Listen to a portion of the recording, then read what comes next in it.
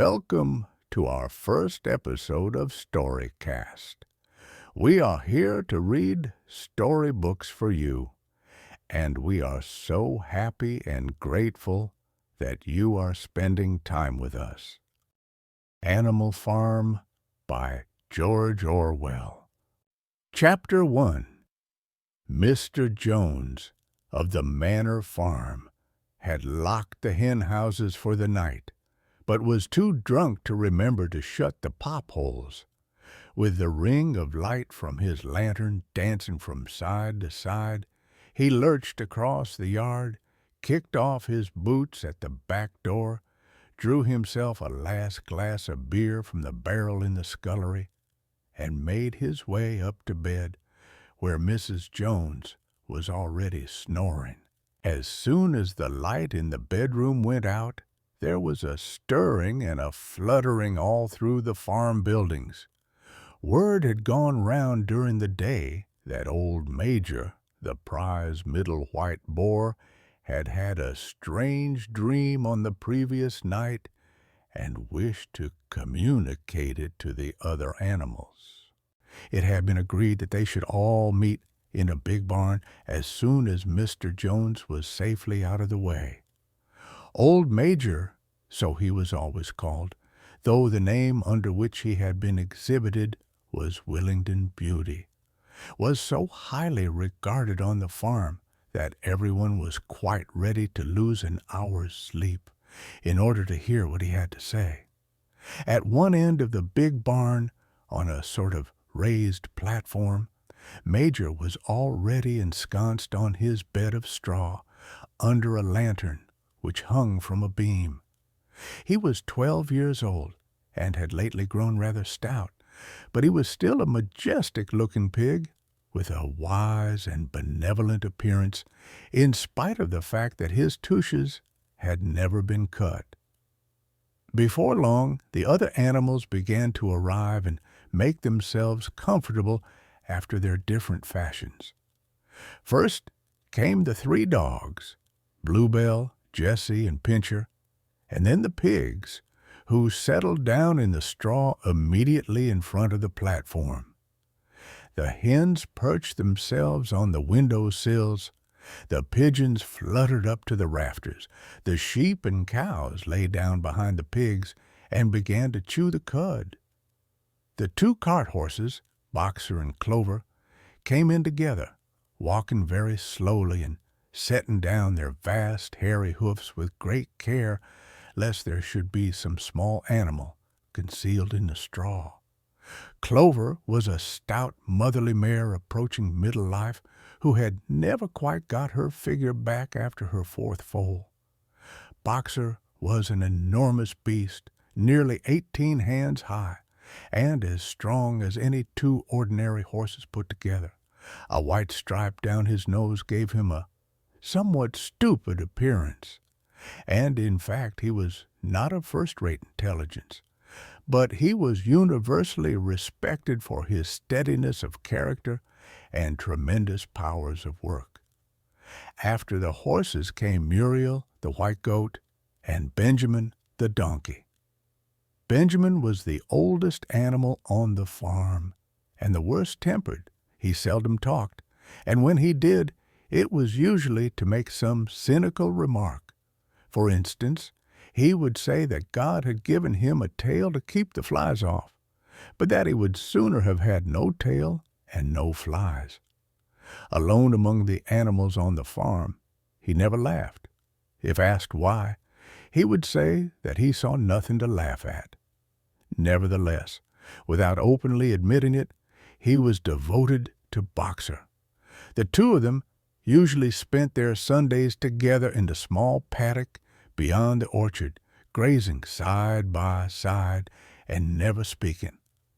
The 2 horses had just lain down when a brood of ducklings, which had lost their mother, filed into the barn, cheeping feebly and wandering from side to side to find some place where they would not be trodden on. Clover made a sort of wall round them with her great foreleg, and the ducklings nestled down inside it and promptly fell asleep, At the last moment, Molly, the foolish, pretty white mare who drew Mr. Jones's trap, too came mincing daintily in, chewing at a lump of sugar. She took a place near the front and began flirting her white mane, hoping to draw attention to the red ribbons it was plaited with. Last of all came the cat, who looked round, as usual, for the warmest place, and finally squeezed herself in between Boxer and Clover. There she purred contentedly throughout Major's speech, without listening to a word of what he was saying. All the animals were now present except Moses, the tame raven who slept on a perch behind the back door. When Major saw that they had all made themselves comfortable and were waiting attentively, he cleared his throat and began, "Comrades, you have heard already about the strange dream that I had last night, but I will come to the dream later. I have something else to say first. I do not think, comrades, that I shall be with you for many months longer, and before I die, I feel it my duty to pass on to you such wisdom as I have acquired. I have had a long life. I have had much time for thought as I lay alone in my stall, and I think I may say that I understand the nature of life on this earth as well as any animal now living. It is about this that I wish to speak to you. Now, comrades, what is the nature of this life of ours? Let us face it. Our lives are miserable, laborious, and short. We are born. We are given just so much food as will keep the breath in our bodies, and those of us who are capable of it are forced to work to the last atom of our strength. And the very instant that our usefulness has come to an end, we are slaughtered with hideous cruelty. No animal in England knows the meaning of happiness or leisure after he is a year old. No animal in England is free. The life of an animal is misery and slavery. That is the plain truth. But is this simply part of the order of nature? Is it because this land of ours is so poor that it cannot afford a decent life to those who dwell upon it?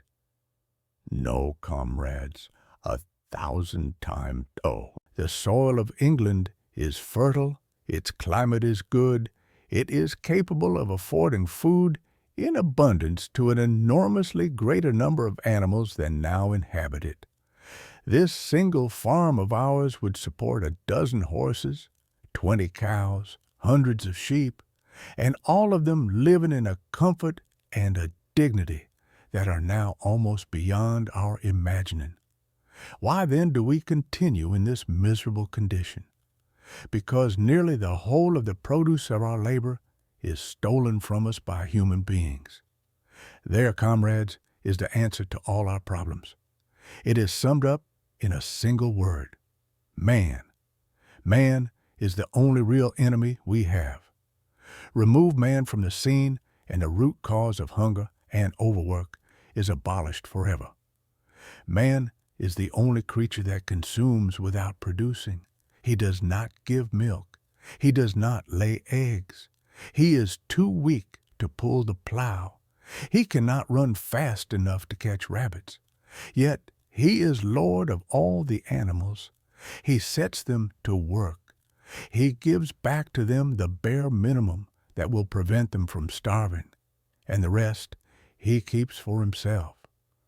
Our labor tills the soil, our dung fertilizes it, and yet there is not one of us that owns more than his bare skin.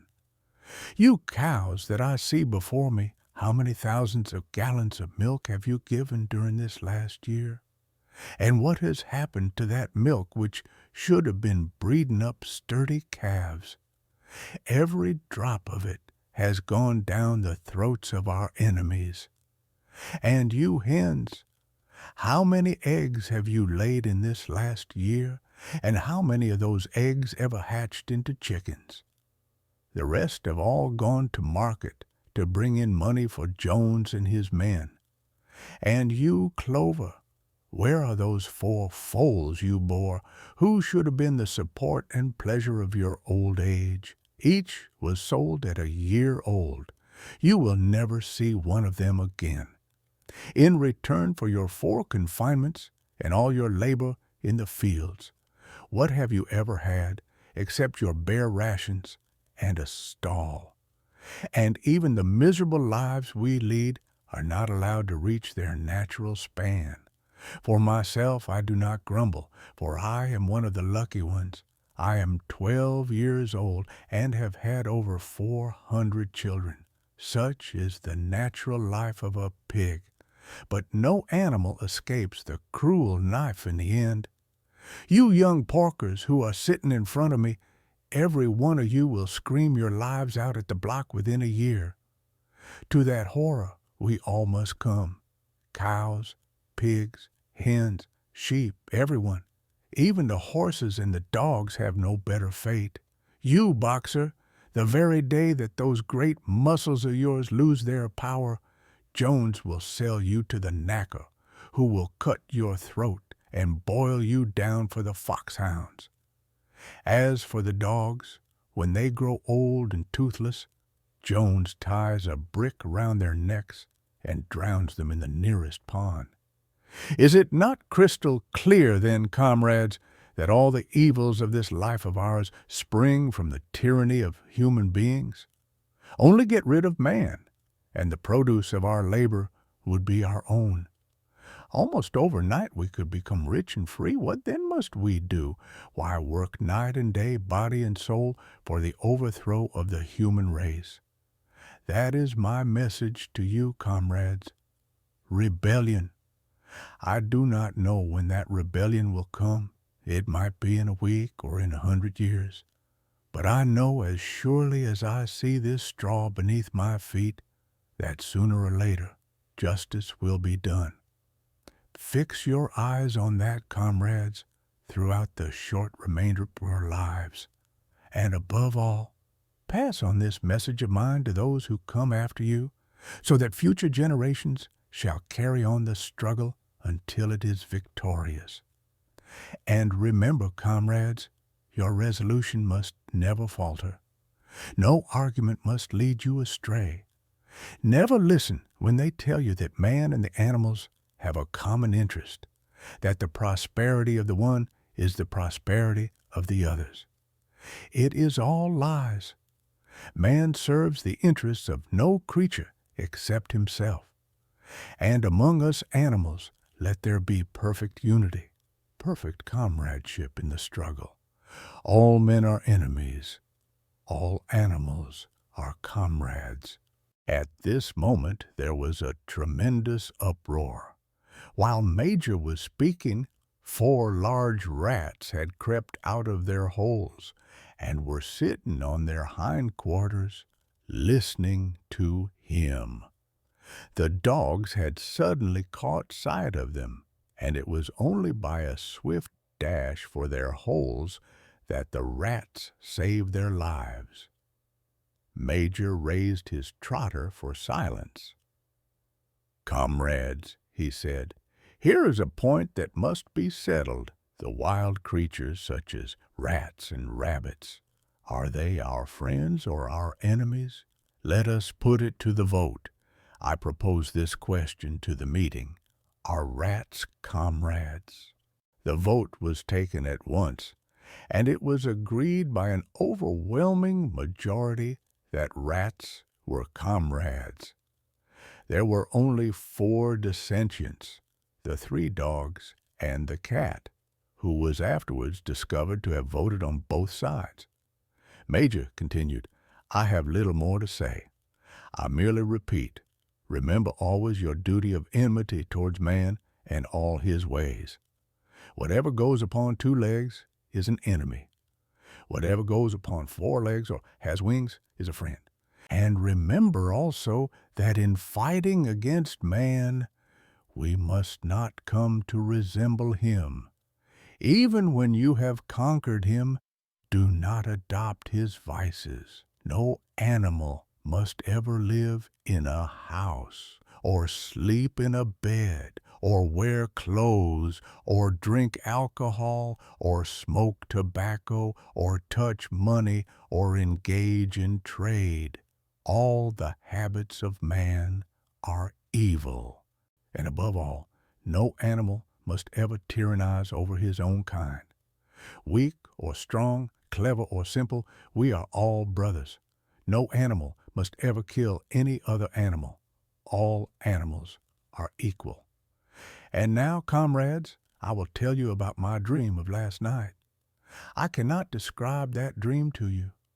It was a dream of the earth as it will be when man has vanished. But it reminded me of something that I had long forgotten. Many years ago, when I was a little pig, my mother and the other sows used to sing an old song of which they knew only the tune and the first 3 words. I had known that tune in my infancy, but it had long since passed out of my mind. Last night, however, it came back to me in my dream. And what is more, the words of the song also came back. Words, I am certain, which were sung by the animals of long ago and have been lost to memory for generations. I will sing you that song now, comrades. I am old and my voice is hoarse, but when I have taught you to tune, you can sing it better for yourselves. It is called Beasts of England. Old Major cleared his throat and began to sing. As he had said, his voice was hoarse, but he sang well enough, and it was a stirring tune, something between Clementine and La Cucaracha. The words ran, Beasts of England, beasts of Ireland, beasts of every land and clime, hearken to my joyful tidings of the golden future time. Soon or late the day is coming, tyrant man shall be o'erthrown, and the fruitful fields of England shall be trod by beasts alone. Rings shall vanish from our noses, and a harness from our back. Bit and spur shall rust forever. Cruel whips no more shall crack. Riches more than mind can picture, wheat and barley, oats and hay, clover, beans, and mangel wurzels shall be ours upon that day. Bright will shine the fields of England, purer shall its waters be, sweeter yet shall blow its breezes on a day that sets us free. For that day we all must labor, though we die before it break. Cows and horses, geese and turkeys, all must toil for freedom's sake. Beasts of England, beasts of Ireland, beasts of every land and clime, hearken well and spread my tidings of the golden future time. The singing of this song threw the animals into the wildest excitement. Almost before Major had reached the end, they had begun singing it for themselves. Even the stupidest of them had already picked up the tune and a few of the words, and as for the clever ones, such as the pigs and dogs, they had the entire song by heart within a few minutes. And then, after a few preliminary tries, the whole farm burst out into Beasts of England in tremendous unison. The cows lowed it, the dogs whined it, the sheep bleated it, the horses whinnied it, the ducks quacked it. They were so delighted with the song that they sang it right through 5 times in succession, and might have continued singing it all night if they had not been interrupted. Unfortunately, the uproar awoke Mr. Jones, who sprang out of bed, making sure that there was a fox in the yard. He seized the gun which always stood in a corner of his bedroom and let fly a charge of number 6 shot into the darkness. The pellets buried themselves in the wall of the barn, and the meeting broke up hurriedly. Everyone fled to his own sleeping place. The birds jumped onto their perches, the animals settled down in the straw, and the whole farm was asleep in a moment. Chapter 2. 3 nights later, old Major died peacefully in his sleep. His body was buried at the foot of the orchard. This was early in March. During the next 3 months, there was much secret activity. Major's speech had given to the more intelligent animals on the farm a completely new outlook on life. They did not know when the rebellion predicted by Major would take place. They had no reason for thinking that it would be within their own lifetime, but they saw clearly that it was their duty to prepare for it. The work of teaching and organizing the others fell naturally upon the pigs, who were generally recognized as being the cleverest of the animals. Preeminent among the pigs were 2 young boars named Snowball and Napoleon, whom Mr. Jones was breeding up for sale. Napoleon was a large, rather fierce-looking Berkshire boar, the only Berkshire on the farm, not much of a talker, but with a reputation for getting his own way. Snowball was a more vivacious pig than Napoleon, quicker in speech and more inventive, but was not considered to have the same depth of character. All the other male pigs on the farm were porkers.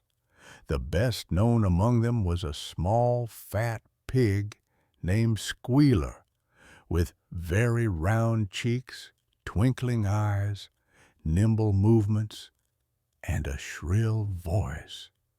He was a brilliant talker, and when he was arguing some difficult point, he had a way of skipping from side to side and whisking his tail, which was somehow very persuasive. The others said of Squealer that he could turn black into white. These 3 had elaborated old Major's teachings into a complete system of thought, to which they gave the name of animalism. Several nights a week after Mr. Jones was asleep, they held secret meetings in the barn and expounded the principles of animalism to the others. At the beginning, they met with much stupidity and apathy. Some of the animals talked of loyalty to Mr. Jones, whom they referred to as Master, or made elementary remarks such as, "Mr. Jones feeds us. If he were gone, we should starve to death." Others asked such questions as, "Why should we care what happens after we are dead?" Or, "If this rebellion is to happen anyway, what difference does it make whether we work for it or not?" And the pigs had great difficulty in making them see that this was contrary to the spirit of animalism. The stupidest questions of all were asked by Molly, the white mare. The very first question she asked Snowball was, "Will there still be sugar after the rebellion?" "No," said Snowball firmly. "We have no means of making sugar on this farm. Besides, you do not need sugar. You will have all the oats and hay you want." "And shall I still be allowed to wear ribbons in my mane?" asked Molly. "Comrade," said Snowball, "those ribbons that you are so devoted to are the badge of slavery. Can you not understand that liberty is worth more than ribbons?" Molly agreed, but she did not sound very convinced. The pigs had an even harder struggle to counteract the lies put about by Moses, the tame raven.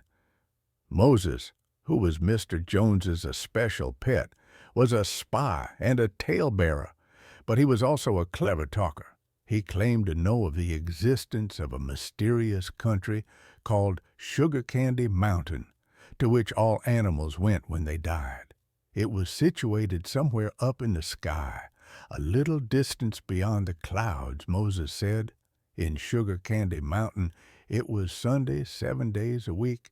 Clover was in season all the year round, and lump sugar and linseed cake grew on the hedges.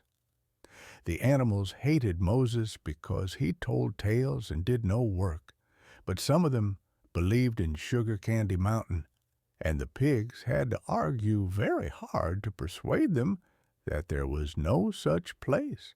Their most faithful disciples were the two cart horses, Boxer and Clover. These two had great difficulty in thinking anything out for themselves, but having once accepted the pigs as their teachers, they absorbed everything that they were told and passed it on to the other animals by simple arguments. They were unfailing in their attendance at the secret meetings in the barn, and led the singing of beasts of England, with which the meetings always ended. Now, as it turned out, the rebellion was achieved much earlier and more easily than anyone had expected. In past years, Mr. Jones, although a hard master, had been a capable farmer, but of late he had fallen on evil days. He had become much disheartened after losing money in a lawsuit, and had taken to drinking more than was good for him. For whole days at a time he would lounge in his Windsor chair in the kitchen, reading the newspapers, drinking, and occasionally feeding Moses on crusts of bread soaked in beer. His men were idle and dishonest. The fields were full of weeds, the buildings wanted roofing, the hedges were neglected, and the animals were underfed. June came, and the hay was almost ready for cutting. On Midsummer's Eve, which was a Saturday, Mr. Jones went into Willingdon and got so drunk at the Red Lion that he did not come back till midday on Sunday. The men had milked the cows in the early morning, and then had gone out rabbiting without bothering to feed the animals. When Mr. Jones got back, he immediately went to sleep on the drawing-room sofa with the news of the world over his face, so that when evening came, the animals were still unfed. At last they could stand it no longer. One of the cows broke in the door of the store shed with her horn, and all the animals began to help themselves from the bins. It was just then that Mr. Jones woke up. The next moment he and his 4 men were in the store shed with whips in their hands, lashing out in all directions. This was more than the hungry animals could bear. With one accord, though nothing of the kind had been planned beforehand, they flung themselves upon their tormentors. Jones and his men suddenly found themselves being butted and kicked from all sides. The situation was quite out of their control. They had never seen animals behave like this before, and this sudden uprising of creatures whom they were used to thrashing and maltreating just as they chose frightened them almost out of their wits. After only a moment or two, they gave up trying to defend themselves and took to their heels. A minute later, all 5 of them were in full flight down the cart track that led to the main road, with the animals pursuing them in triumph. Mrs. Jones looked out of the bedroom window, saw what was happening, hurriedly flung a few possessions into a carpet bag, and slipped out of the farm by another way. Moses sprang off his perch and flapped after her, croaking loudly. Meanwhile, the animals had chased Jones and his men out onto the road and slammed the 5-barred gate behind them. And so, almost before they knew what was happening, the rebellion had been successfully carried through. Jones was expelled, and the manor farm was theirs. For the first few minutes, the animals could hardly believe in their good fortune. Their first act was to gallop in a body right round the boundaries of the farm, as though to make quite sure that no human being was hiding anywhere upon it. Then they raced back to the farm buildings to wipe out the last traces of Jones's hated reign. The harness room at the end of the stables was broken open. The bits, the nose rings, the dog chains, the cruel knives with which Mr. Jones had been used to castrate the pigs and lambs were all flung down the well. The reins, the halters, the blinkers, the degrading nose bags were thrown on to the rubbish fire which was burning in the yard. So were the whips. All the animals capered with joy when they saw the whips going up in flames. Snowball also threw onto the fire the ribbons with which the horses' manes and tails had usually been decorated on market days. Ribbons, he said, should be considered as clothes, which are the mark of a human being. All animals should go naked. When Boxer heard this, he fetched the small straw hat which he wore in summer to keep the flies out of his ears, and flung it onto the fire with the rest. In a very little while, the animals had destroyed everything that reminded them of Mr. Jones. Napoleon then led them back to the store shed and served out a double ration of corn to everybody with 2 biscuits for each dog. Then they sang Beasts of England from end to end 7 times running, and after that they settled down for the night and slept as they had never slept before. But they woke at dawn as usual, and suddenly remembering the glorious thing that had happened, they all raced out into the pasture together. A little way down the pasture there was a knoll that commanded a view of most of the farm. The animals rushed to the top of it and gazed round them in the clear morning light. Yes, it was theirs. Everything that they could see was theirs. In the ecstasy of that thought, they gamboled round and round. They hurled themselves into the air in great leaps of excitement. They rolled in the dew. They cropped mouthfuls of the sweet summer grass.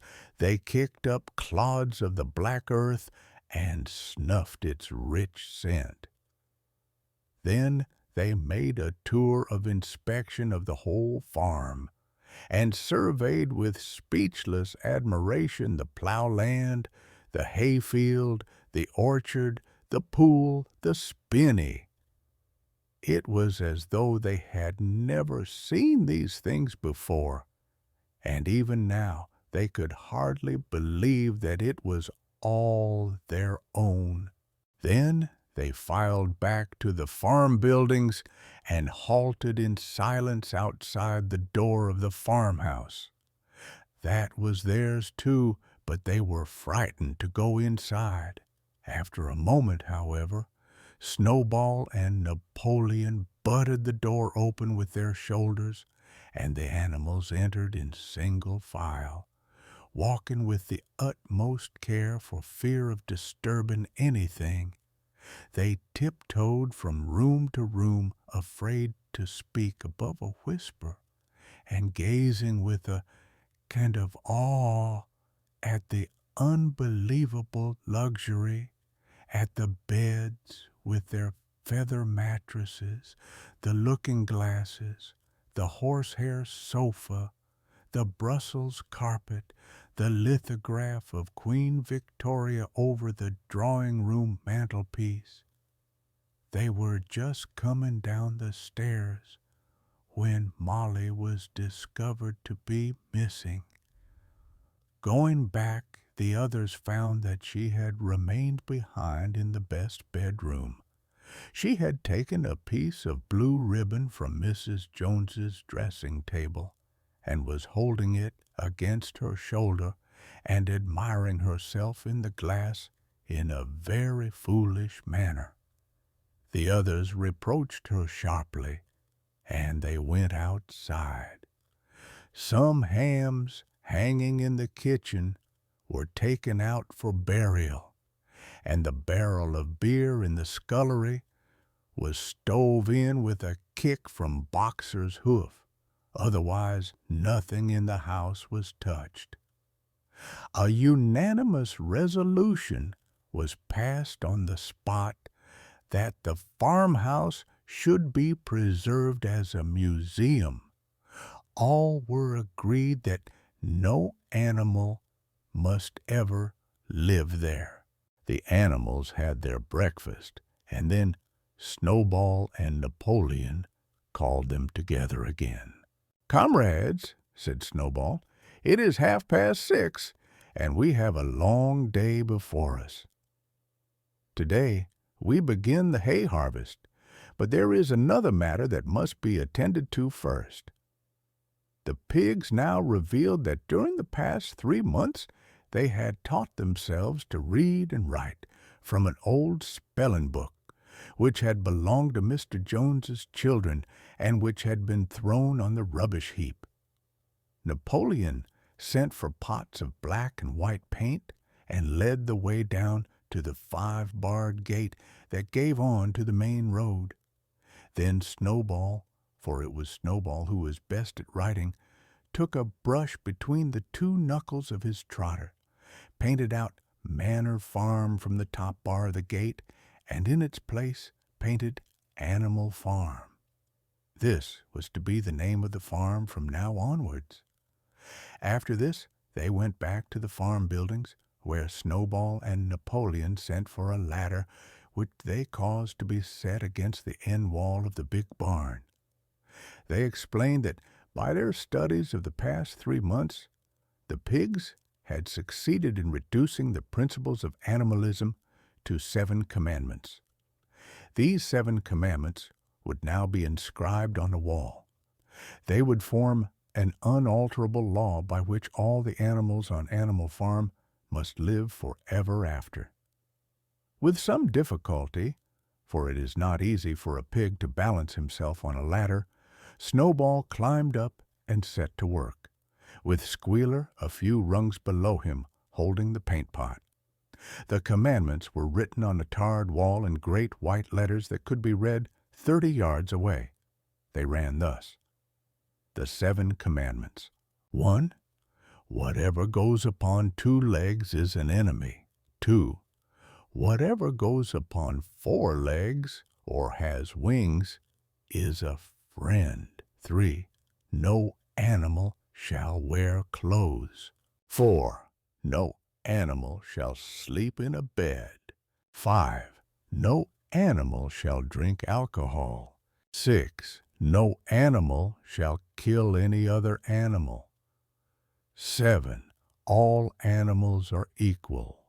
It was very neatly written, and except that friend was written friend, and one of the S's was the wrong way round, the spelling was correct all the way through.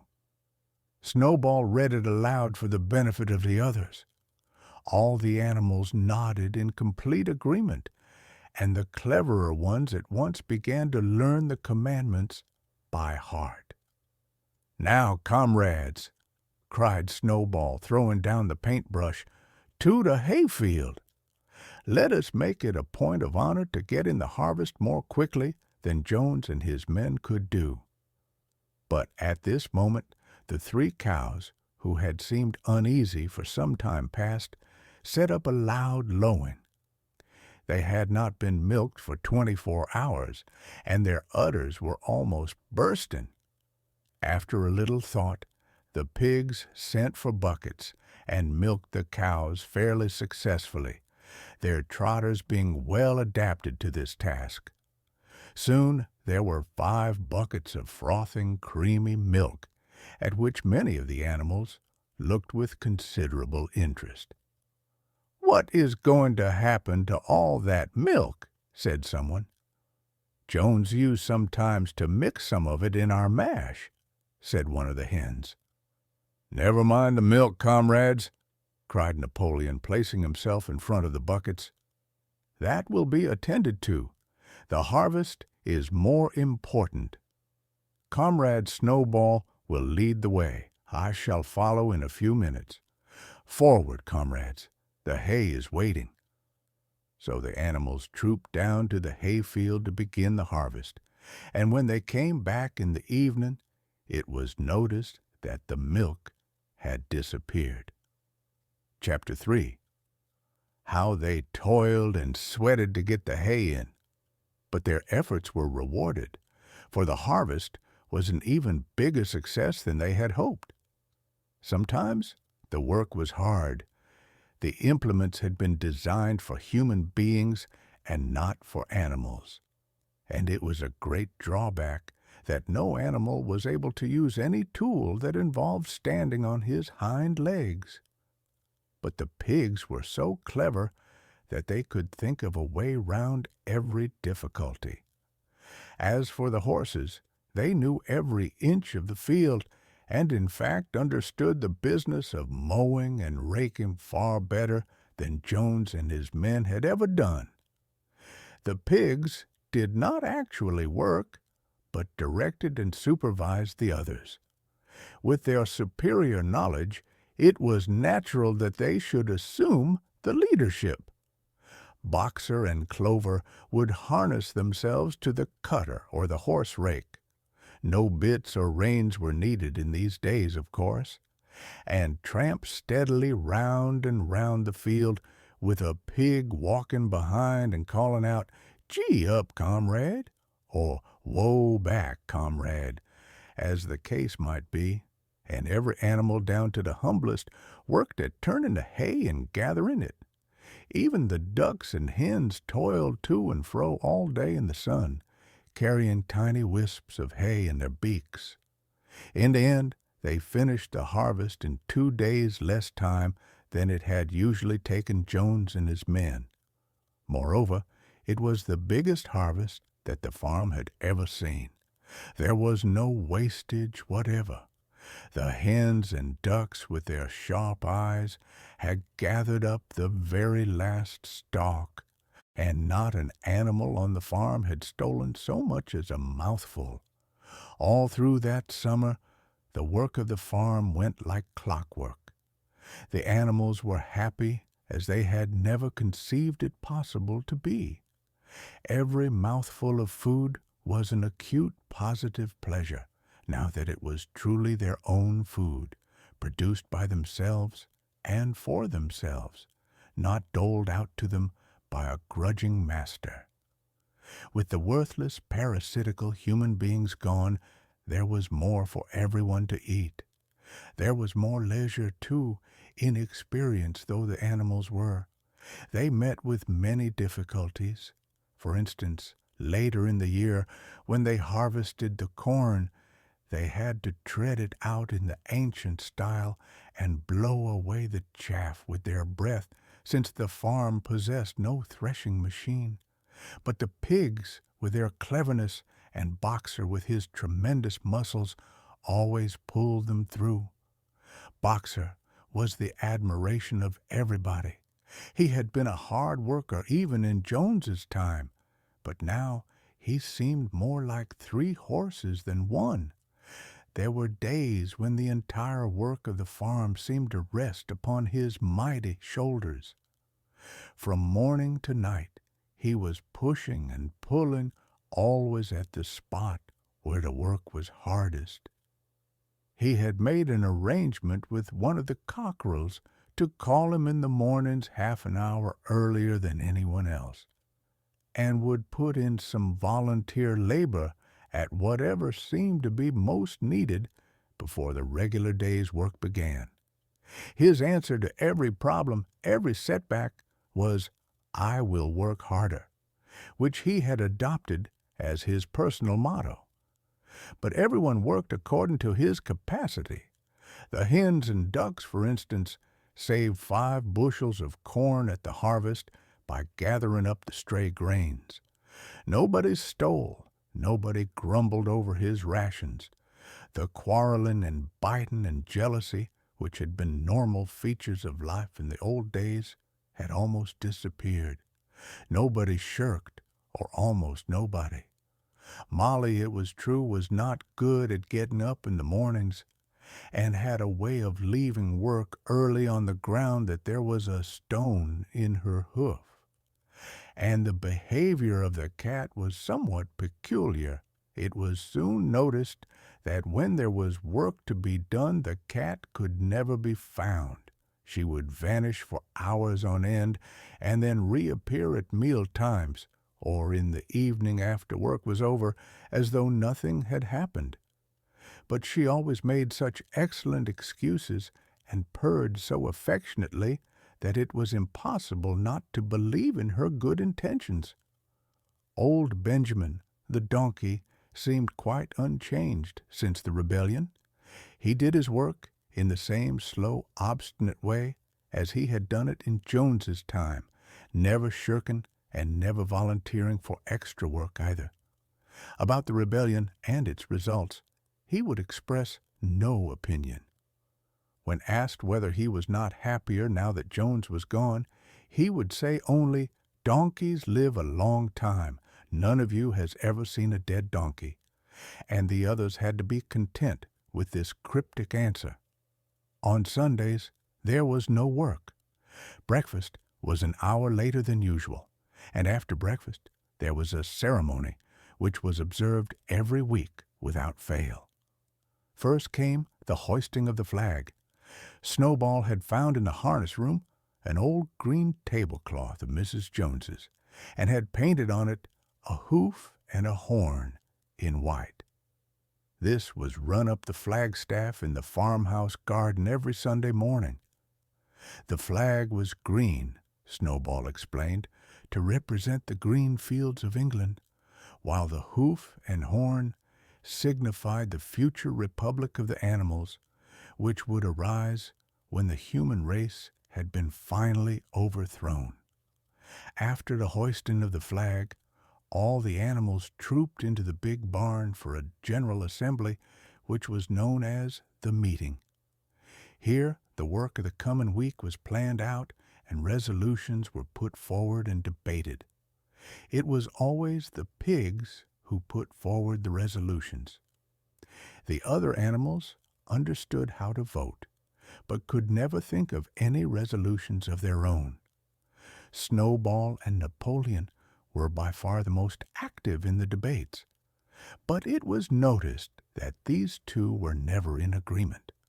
Whatever suggestion either of them made, the other could be counted on to oppose it. Even when it was resolved, a thing no one could object to in itself, to set aside the small paddock behind the orchard as a home of rest for animals who were past work, there was a stormy debate over the correct retiring age for each class of animal. The meeting always ended with the singing of Beasts of England, and the afternoon was given up to recreation. The pigs had set aside the harness room as a headquarters for themselves. Here, in the evenings, they studied blacksmithing, carpentering, and other necessary arts from books which they had brought out of the farmhouse. Snowball also busied himself with organizing the other animals into what he called animal committees. He was indefatigable at this. He formed the Egg Production Committee for the hens, the Clean Tails League for the cows, the Wild Comrades Re-Education Committee. The object of this was to tame the rats and rabbits, the Whiter Wool Movement for the sheep, and various others, besides instituting classes in reading and writing. On the whole, these projects were a failure. The attempt to tame the wild creatures, for instance, broke down almost immediately. They continued to behave very much as before, and when treated with generosity, simply took advantage of it. The cat joined the re-education committee and was very active in it for some days. She was seen one day sitting on a roof and talking to some sparrows who were just out of her reach. She was telling them that all animals were now comrades, and that any sparrow who chose could come and perch on her paw. But the sparrows kept their distance. The reading and writing classes, however, were a great success. By the autumn, almost every animal on the farm was literate in some degree. As for the pigs, they could already read and write perfectly. The dogs learned to read fairly well, but were not interested in reading anything except the 7 Commandments. Muriel, the goat, could read somewhat better than the dogs, and sometimes used to read to the others in the evenings from scraps of newspaper which she found on the rubbish heap. Benjamin could read as well as any pig, but never exercised his faculty. So far as he knew, he said, there was nothing worth reading. Clover learnt the whole alphabet, but could not put words together. Boxer could not get beyond the letter D. He would trace out A, B, C, D in the dust with his great hoof, and then would stand staring at the letters with his ears back, sometimes shaking his forelock, trying with all his might to remember what came next, and never succeeding. On several occasions, indeed, he did learn E, F, G, H, but by the time he knew them, it was always discovered that he had forgotten A, B, C, and D. Finally, he decided to be content with the first 4 letters, and used to write them out once or twice every day to refresh his memory. Molly refused to learn any but the 6 letters which spelt her own name. She would form these very neatly out of pieces of twig, and would then decorate them with a flower or 2, and walk round them admiring them. None of the other animals on the farm could get further than the letter A. It was also found that the stupider animals, such as the sheep, hens, and ducks, were unable to learn the 7 Commandments by heart. After much thought, Snowball declared that the 7 Commandments could in effect be reduced to a single maxim, namely, 4 legs good, 2 legs bad. This, he said, contained the essential principle of animalism. Whoever had thoroughly grasped it would be safe from human influences. The birds at first objected, since it seemed to them that they also had 2 legs, but Snowball proved to them that this was not so. A bird's wing, comrades, he said, is an organ of propulsion and not of manipulation. It should therefore be regarded as a leg. The distinguishing mark of man is the hand, the instrument with which he does all his mischief. The birds did not understand Snowball's long words, but they accepted his explanation, and all the humbler animals set to work to learn the new maxim by heart. 4 legs, good, 2 legs bad, was inscribed on the end wall of the barn, above the 7 Commandments, and in bigger letters. When they had once got it by heart, the sheep developed a great liking for this maxim, and often, as they lay in the field, they would all start bleating, 4 legs good, 2 legs bad, 4 legs good, 2 legs bad, and keep it up for hours on end, never growing tired of it. Napoleon took no interest in Snowball's committees. He said that the education of the young was more important than anything that could be done for those who were already grown up. It happened that Jessie and Bluebell had both whelped soon after the hay harvest, giving birth between them to 9 sturdy puppies. As soon as they were weaned, Napoleon took them away from their mothers, saying that he would make himself responsible for their education. He took them up into a loft which could only be reached by a ladder from the harness room, and there kept them in such seclusion that the rest of the farm soon forgot their existence.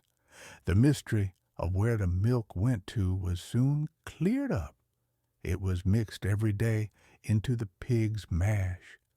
The early apples were now ripening, and the grass of the orchard was littered with windfalls. The animals had assumed as a matter of course that these would be shared out equally.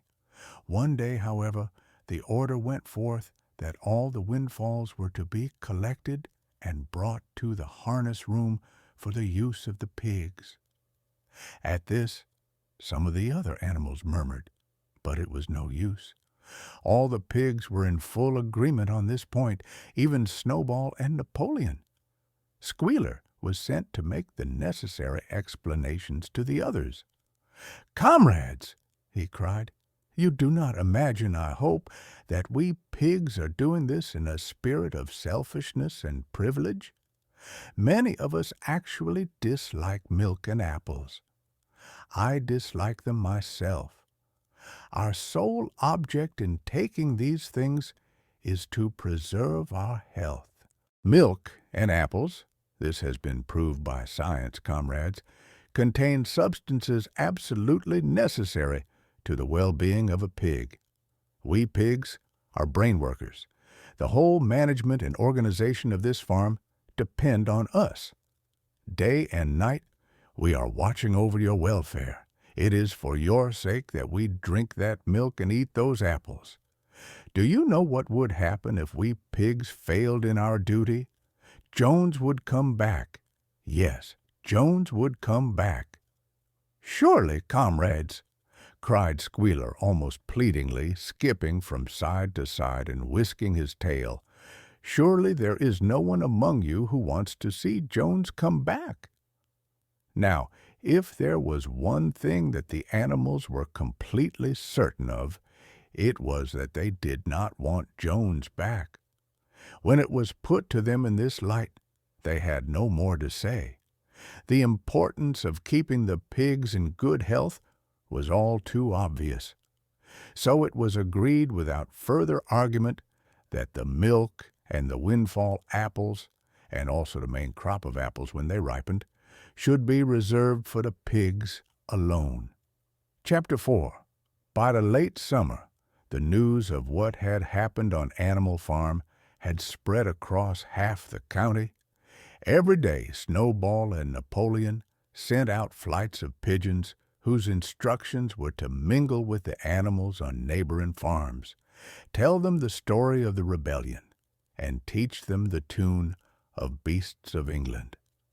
Most of this time Mr. Jones had spent sitting in the tap room of the Red Lion at Willingdon, complaining to anyone who would listen of the monstrous injustice he had suffered in being turned out of his property by a pack of good-for-nothing animals.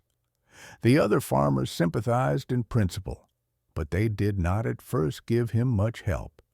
At heart, each of them was secretly wondering whether he could not somehow turn Jones's misfortune to his own advantage. It was lucky that the owners of the two farms which adjoined Animal Farm were on permanently bad terms.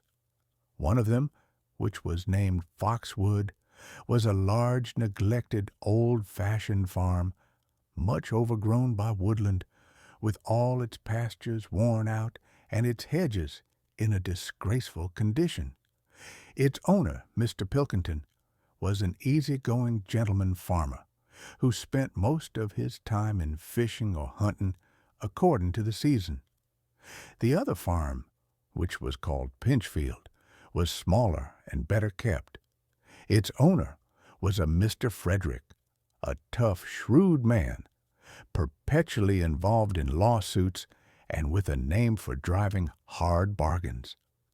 These two disliked each other so much that it was difficult for them to come to any agreement, even in defense of their own interests. Nevertheless, they were both thoroughly frightened by the rebellion on Animal Farm, and very anxious to prevent their own animals from learning too much about it.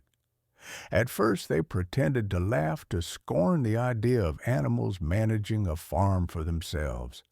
The whole thing would be over in a fortnight, they said. They put it about that the animals on the manor farm, they insisted on calling it the manor farm. They would not tolerate the name Animal Farm, were perpetually fighting among themselves and were also rapidly starving to death.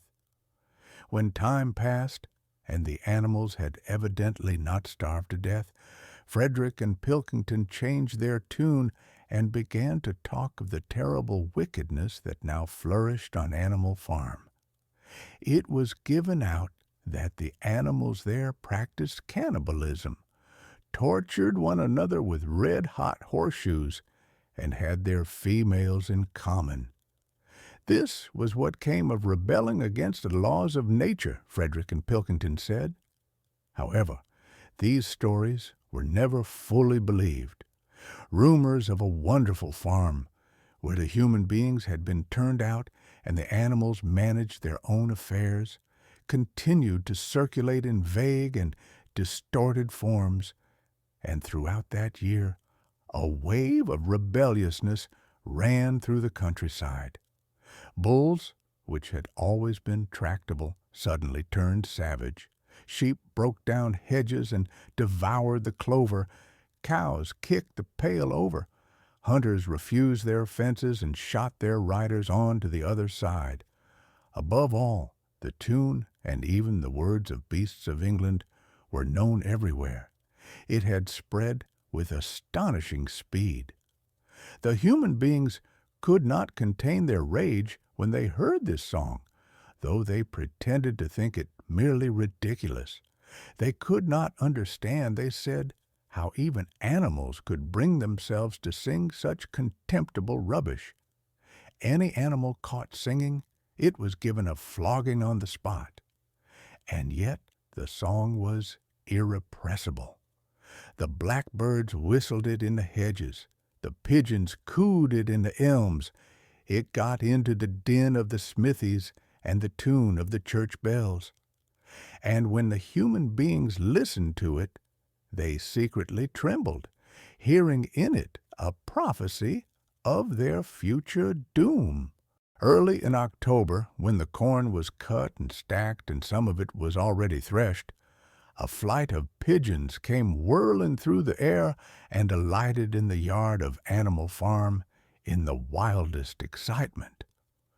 Jones and all his men, with half a dozen others from Foxwood and Pinchfield, had entered the 5-barred gate and were coming up the cart track that led to the farm.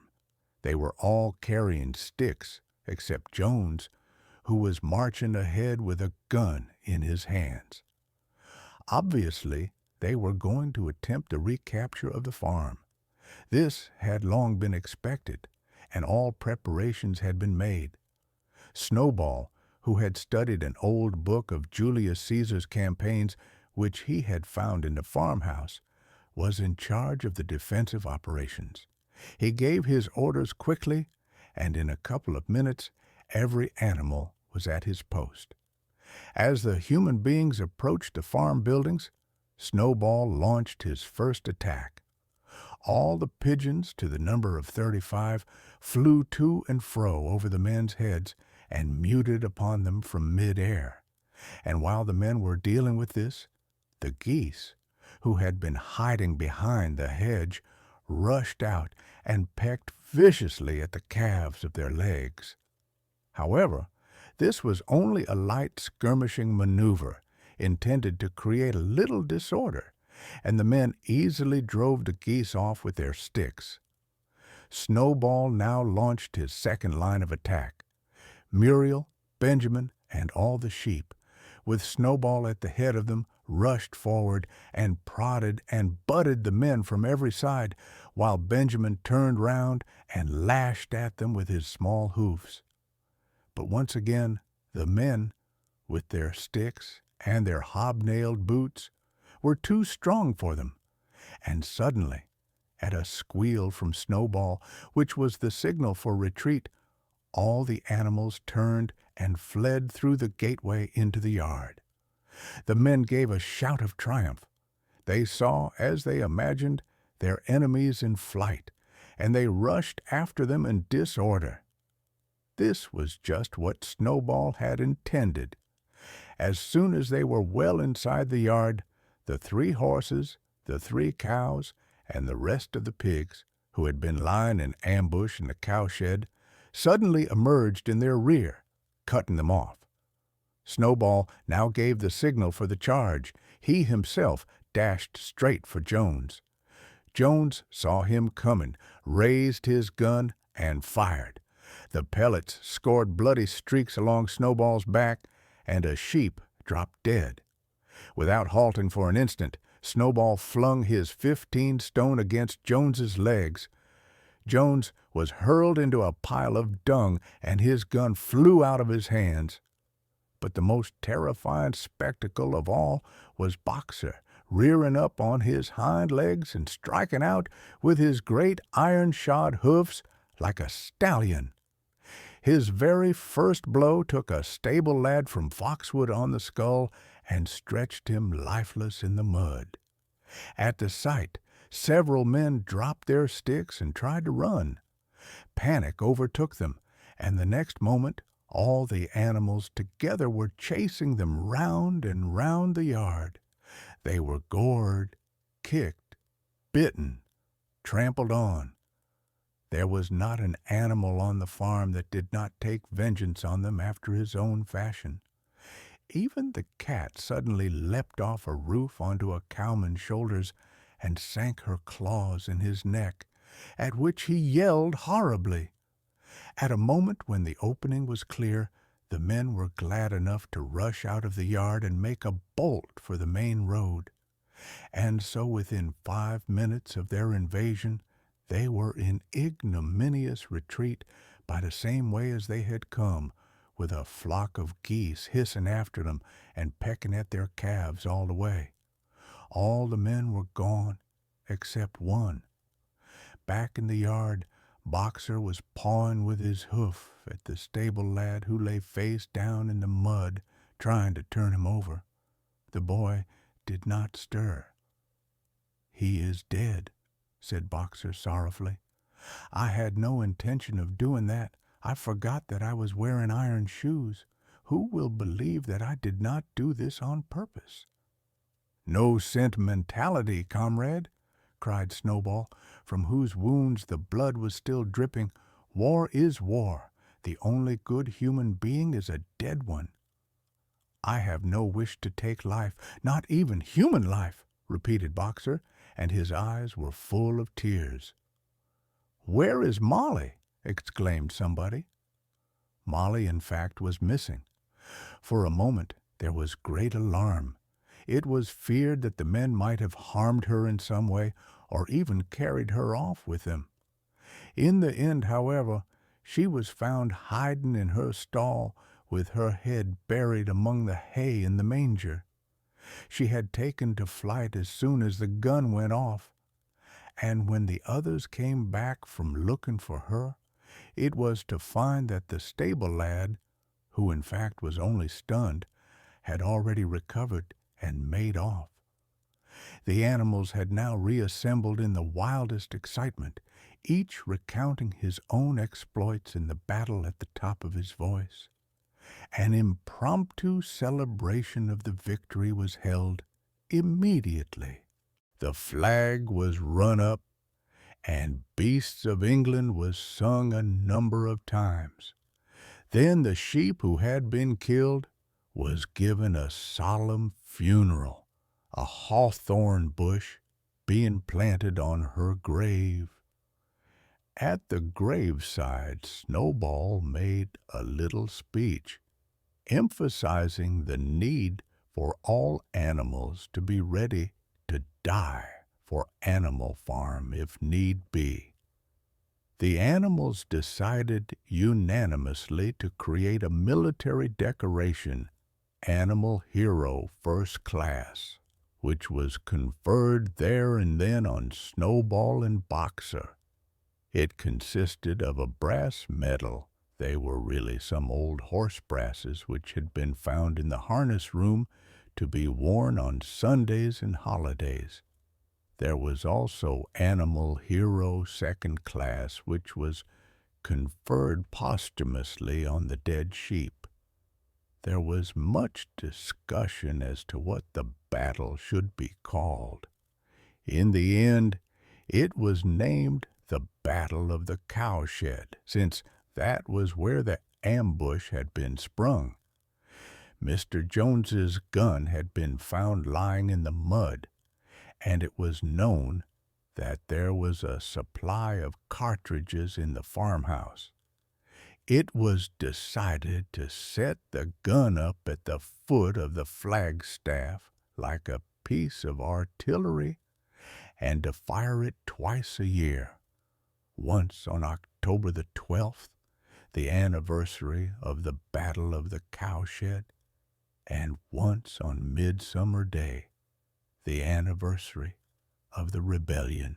Chapter 5. As winter drew on, Molly became more and more troublesome.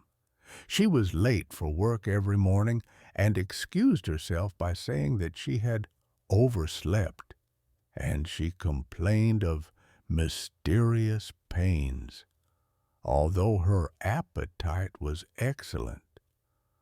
On every kind of pretext, she would run away from work and go to the drinking pool, where she would stand foolishly gazing at her own reflection in the water. But there were also rumors of something more serious. One day, as Molly strolled blithely into the yard, flirting her long tail and chewing at a stalk of hay, Clover took her aside. "Molly," she said, "I have something very serious to say to you. This morning I saw you looking over the hedge that divides Animal Farm from Foxwood. One of Mr. Pilkington's men was standing on the other side of the hedge, and I was a long way away, but I am almost certain I saw this. He was talking to you, and you were allowing him to stroke your nose. What does that mean, Molly?" "He didn't. I wasn't. It isn't true," cried Molly, beginning to prance about and paw the ground. "Molly, look me in the face. Do you give me your word of honor that that man was not stroking your nose?" "It isn't true," repeated Molly, but she could not look Clover in the face, and the next moment she took to her heels and galloped away into the field. A thought struck Clover. Without saying anything to the others, she went to Molly's stall and turned over the straw with her hoof. Hidden under the straw was a little pile of lump sugar and several bunches of ribbon of different colors. 3 days later, Molly disappeared. For some weeks nothing was known of her whereabouts. Then the pigeons reported that they had seen her on the other side of Willingdon. She was between the shafts of a smart dog cart painted red and black, which was standing outside a public house. A fat, red-faced man in check breeches and gaiters, who looked like a publican, was stroking her nose and feeding her with sugar. Her coat was newly clipped, and she wore a scarlet ribbon round her forelock. She appeared to be enjoying herself, so the pigeon said. None of the animals ever mentioned Molly again. In January there came bitterly hard weather. The earth was like iron, and nothing could be done in the fields. Many meetings were held in the big barn, and the pigs occupied themselves with planning out the work of the coming season. It had come to be accepted that the pigs, who were manifestly cleverer than the other animals, should decide all questions of farm policy, though their decisions had to be ratified by a majority vote. This arrangement would have worked well enough if it had not been for the disputes between Snowball and Napoleon. These two disagreed at every point where disagreement was possible. If one of them suggested sowing a bigger acreage with barley, the other was certain to demand a bigger acreage of oats. And if one of them said that such and such a field was just right for cabbages, the other would declare that it was useless for anything except roots. Each had his own following, and there were some violent debates. At the meetings, Snowball often won over the majority by his brilliant speeches, but Napoleon was better at canvassing support for himself in between times. He was especially successful with the sheep. Of late, the sheep had taken to bleating, "4 legs good, 2 legs bad," both in and out of season, and they often interrupted the meeting with this. It was noticed that they were especially liable to break into 4 legs good, 2 legs bad at crucial moments in Snowball's speeches. Snowball had made a close study of some back numbers of the Farmer and Stock Breeder, which he had found in the farmhouse, and was full of plans for innovations and improvements. He talked learnedly about field drains, silage, and basic slag, and had worked out a complicated scheme for all the animals to drop their dung directly in the fields at a different spot every day, to save the labor of cartage. Napoleon produced no schemes of his own, but said quietly that Snowballs would come to nothing and seemed to be biding his time. But of all their controversies, none was so bitter as the one that took place over the windmill. In the long pasture, not far from the farm buildings, there was a small knoll which was the highest point on the farm. After surveying the ground, Snowball declared that this was just the place for a windmill, which could be made to operate a dynamo and supply the farm with electrical power. This would light the stalls and warm them in winter, and would also run a circular saw, a chaff cutter, a mangle slicer, and an electric milking machine. The animals had never heard of anything of this kind before, for the farm was an old-fashioned one and had only the most primitive machinery. And they listened in astonishment, while Snowball conjured up pictures of fantastic machines which would do their work for them while they grazed at their ease in the fields, or improved their minds with reading and conversation. Within a few weeks, Snowball's plans for the windmill were fully worked out. The mechanical details came mostly from 3 books which had belonged to Mr. Jones. 1,000 useful things to do about the house, every man his own bricklayer, and electricity for beginners. Snowball used as his study a shed which had once been used for incubators and had a smooth wooden floor, suitable for drawing on. He was closeted there for hours at a time, with his books held open by a stone, and with a piece of chalk gripped between the knuckles of his trotter, he would move rapidly to and fro, drawing in line after line and uttering little whimpers of excitement.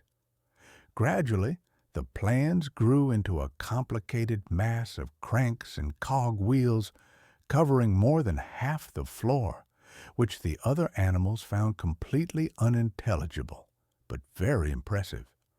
All of them came to look at Snowball's drawings at least once a day. Even the hens and ducks came, and were at pains not to tread on the chalk marks. Only Napoleon held aloof. He had declared himself against the windmill from the start. One day, however, he arrived unexpectedly to examine the plans. He walked heavily round the shed, looked closely at every detail of the plans and snuffed at them once or twice, then stood for a little while contemplating them out of the corner of his eye. Then suddenly he lifted his leg, urinated over the plans, and walked out without uttering a word. The whole farm was deeply divided on the subject of the windmill. Snowball did not deny that to build it would be a difficult business. Stone would have to be quarried and built up into walls. Then the sails would have to be made, and after that there would be need for dynamos and cables. How these were to be procured, Snowball did not say. But he maintained that it could all be done in a year, and thereafter he declared so much labor would be saved that the animals would only need to work 3 days a week. Napoleon, on the other hand, argued that the great need of the moment was to increase food production, and that if they wasted time on the windmill, they would all starve to death. The animals formed themselves into 2 factions under the slogans, "Vote for Snowball and the 3-day week," and "Vote for Napoleon and the full manger." Benjamin was the only animal who did not side with either faction. He refused to believe either that food would become more plentiful or that the windmill would save work. Windmill or no windmill, he said, life would go on as it had always gone on, that is, badly. Apart from the disputes over the windmill, there was the question of the defense of the farm. It was fully realized that though the human beings had been defeated in the battle of the cowshed, they might make another and more determined attempt to recapture the farm and reinstate Mr. Jones. They had all the more reason for doing so because the news of their defeat had spread across the countryside and made the animals on the neighboring farms more restive than ever. As usual, Snowball and Napoleon were in disagreement. According to Napoleon, what the animals must do was to procure firearms and train themselves in the use of them. According to Snowball, they must send out more and more pigeons and stir up rebellion among the animals on the other farms. The one argued that if they could not defend themselves, they were bound to be conquered. The other argued that if rebellions happened everywhere, they would have no need to defend themselves. The animals listened first to Napoleon, then to Snowball, and could not make up their minds which was right. Indeed, they always found themselves in agreement with the one who was speaking at the moment. At last the day came when Snowball's plans were completed.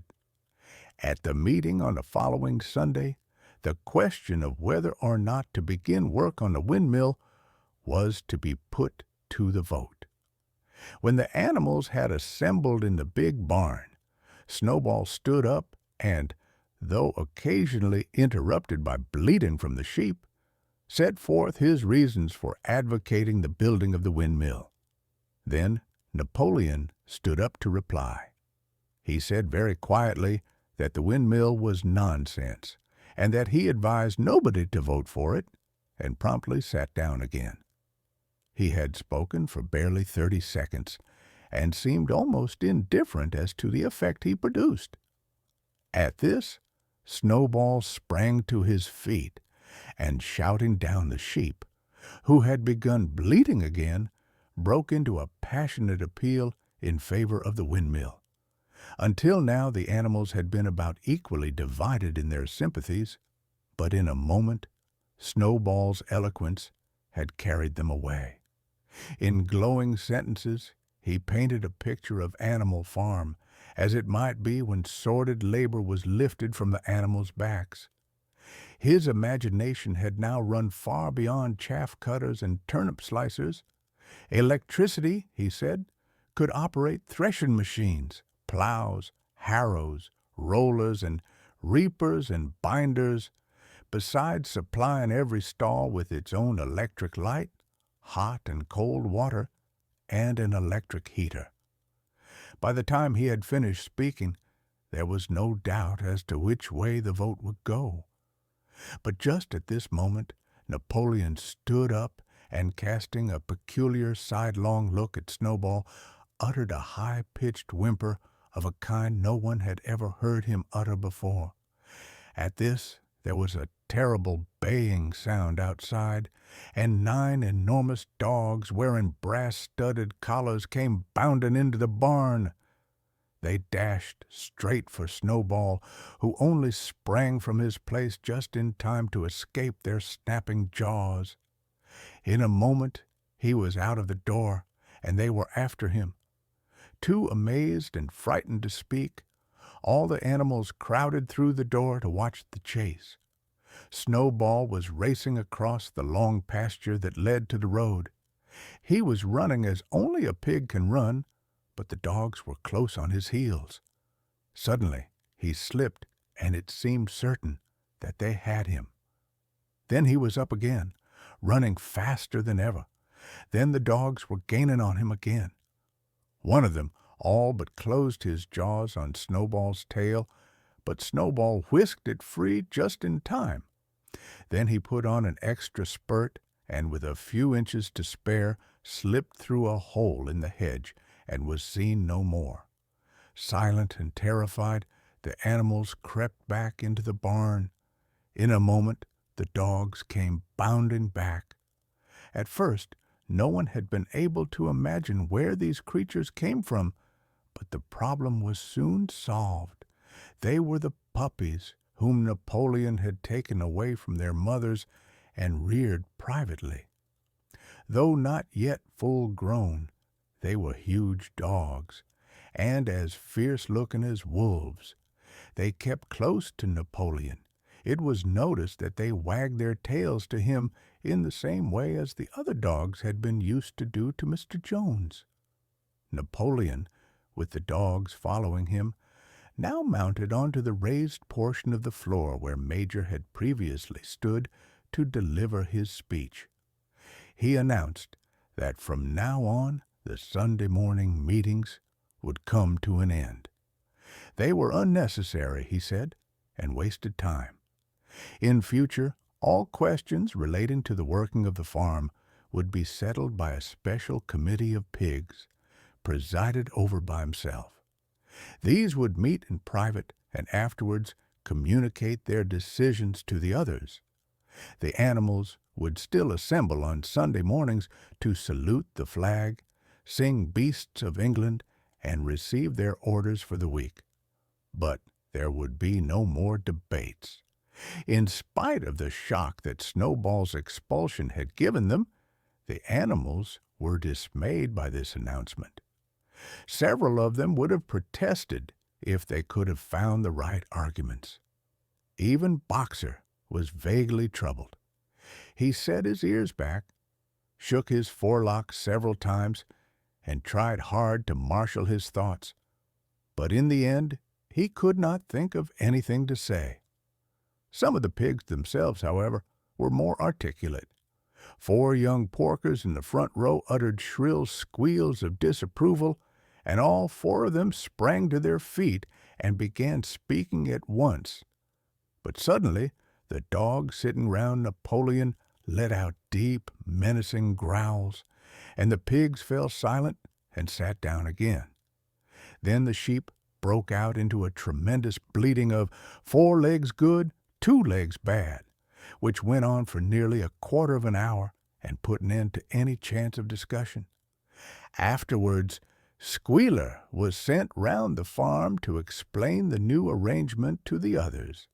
"Comrades," he said, "I trust that every animal here appreciates the sacrifice that Comrade Napoleon has made in taking this extra labor upon himself.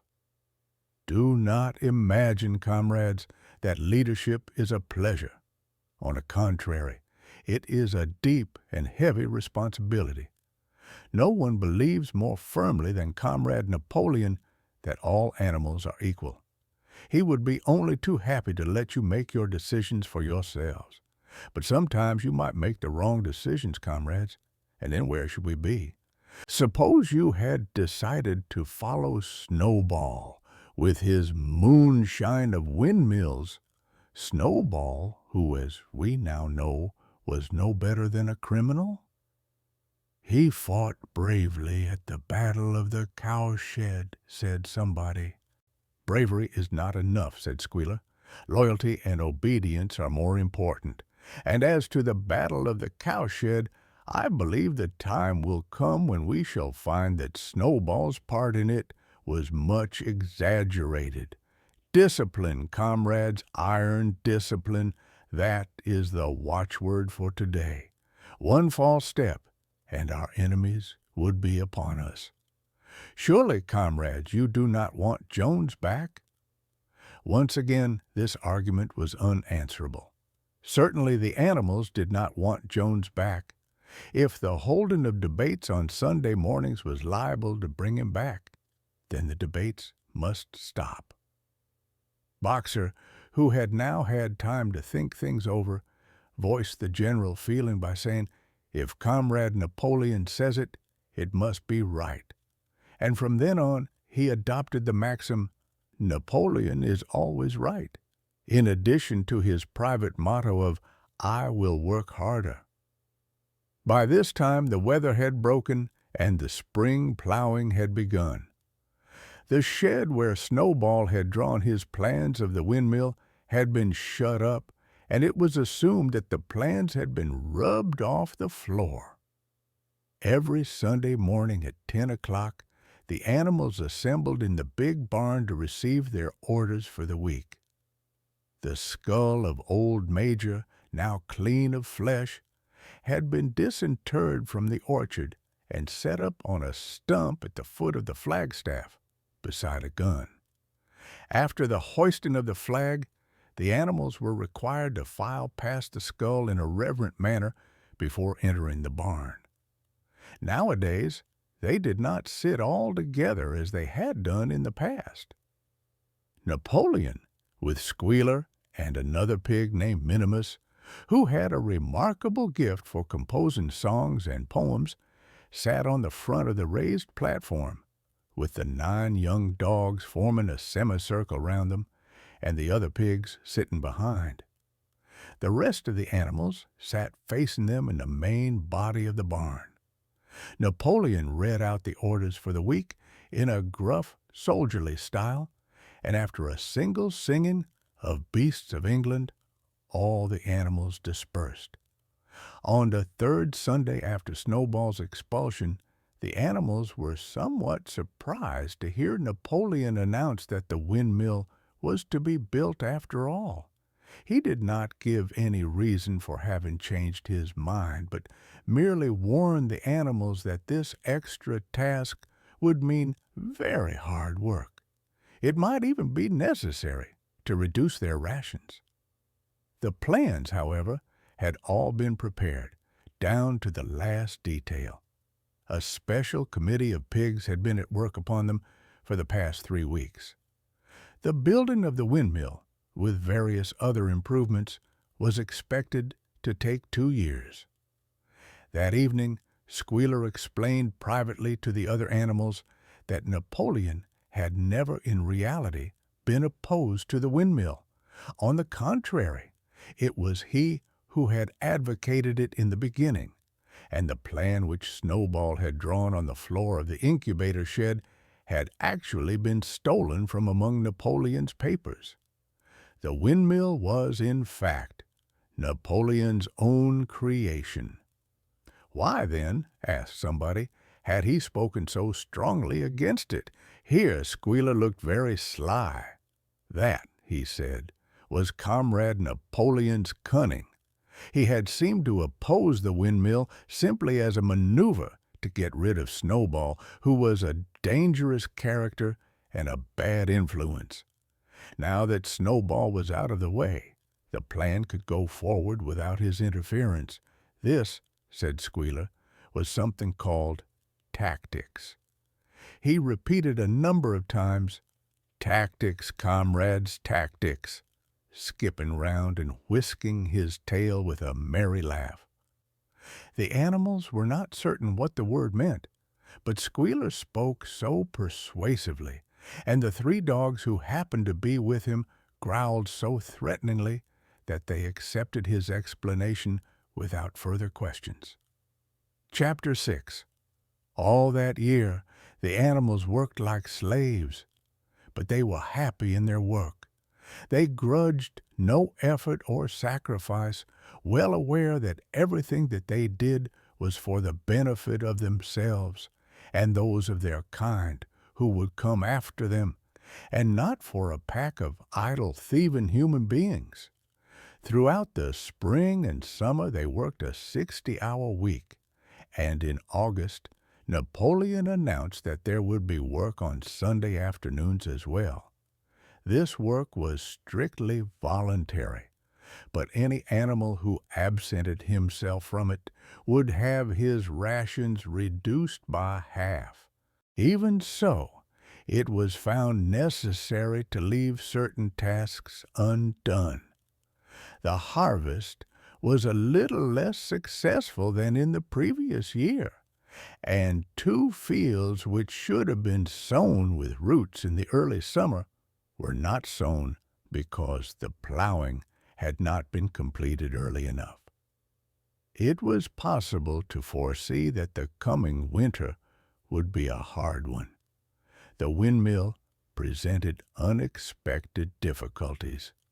There was a good quarry of limestone on the farm, and plenty of sand and cement had been found in one of the outhouses, so that all the materials for building were at hand. But the problem the animals could not at first solve was how to break up the stone into pieces of suitable size. There seemed no way of doing this except with picks and crowbars, which no animal could use, because no animal could stand on his hind legs. Only after weeks of vain effort did the right idea occur to somebody, namely, to utilize the force of gravity. Huge boulders, far too big to be used as they were lying all over the bed of the quarry. The animals lashed ropes round these, and then all together, cows, horses, sheep, any animal that could lay hold of the rope, even the pigs sometimes joined in at critical moments. They dragged them with desperate slowness up the slope to the top of the quarry, where they were toppled over the edge to shatter to pieces below. Transporting the stone when it was once broken was comparatively simple. The horses carried it off in cartloads. The sheep dragged single blocks. Even Muriel and Benjamin yoked themselves into an old governess cart and did their share. By late summer, a sufficient store of stone had accumulated, and then the building began under the superintendence of the pig's Dot. But it was a slow, laborious process. Frequently it took a whole day of exhausting effort to drag a single boulder to the top of the quarry, and sometimes when it was pushed over the edge, it failed to break. Nothing could have been achieved without Boxer, whose strength seemed equal to that of all the rest of the animals put together. When the boulder began to slip and the animals cried out in despair at finding themselves dragged down the hill, it was always Boxer who strained himself against the rope and brought the boulder to a stop. To see him toiling up the slope inch by inch, his breath coming fast, the tips of his hoofs clawing at the ground, and his great sides matted with sweat, filled everyone with admiration. Clover warned him sometimes to be careful not to overstrain himself, but Boxer would never listen to her. His 2 slogans, "I will work harder" and "Napoleon is always right," seemed to him a sufficient answer to all problems. He had made arrangements with the cockerel to call him 3/4 of an hour earlier in the mornings, instead of half an hour, and in his spare moments, of which there were not many nowadays, he would go alone to the quarry, collect a load of broken stone, and drag it down to the site of the windmill unassisted. The animals were not badly off throughout that summer, in spite of the hardness of their work. If they had no more food than they had had in Jones's day, at least they did not have less. The advantage of only having to feed themselves and not having to support 5 extravagant human beings as well was so great that it would have taken a lot of failures to outweigh it, and in many ways the animal method of doing things was more efficient and saved labor. Such jobs as weeding, for instance, could be done with a thoroughness impossible to human beings. And again, since no animal now stole, it was unnecessary to fence off pasture from arable land, which saved a lot of labor on the upkeep of hedges and gates. Nevertheless, as the summer wore on, various unforeseen shortages began to make themselves felt. There was need of paraffin oil, nails, string, dog biscuits, and iron for the horses' shoes, none of which could be produced on the farm. Later, there would also be need for seeds and artificial manures besides various tools, and finally, the machinery for the windmill. How these were to be procured, no one was able to imagine. One Sunday morning, when the animals assembled to receive their orders, Napoleon announced that he had decided upon a new policy. From now onwards, Animal Farm would engage in trade with the neighboring farms, not, of course, for any commercial purpose, but simply in order to obtain certain materials which were urgently necessary.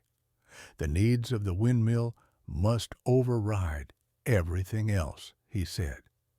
He was therefore making arrangements to sell a stack of hay and part of the current year's wheat crop, and later on, if more money were needed, it would have to be made up by the sale of eggs, for which there was always a market in Willingdon. The hens, said Napoleon, should welcome this sacrifice as their own special contribution towards the building of the windmill. Once again, the animals were conscious of a vague uneasiness. Never to have any dealings with human beings, never to engage in trade, never to make use of money. Had not these been among the earliest resolutions passed at that first triumphant meeting after Jones was expelled? All the animals remembered passing such resolutions, or at least they thought that they remembered it.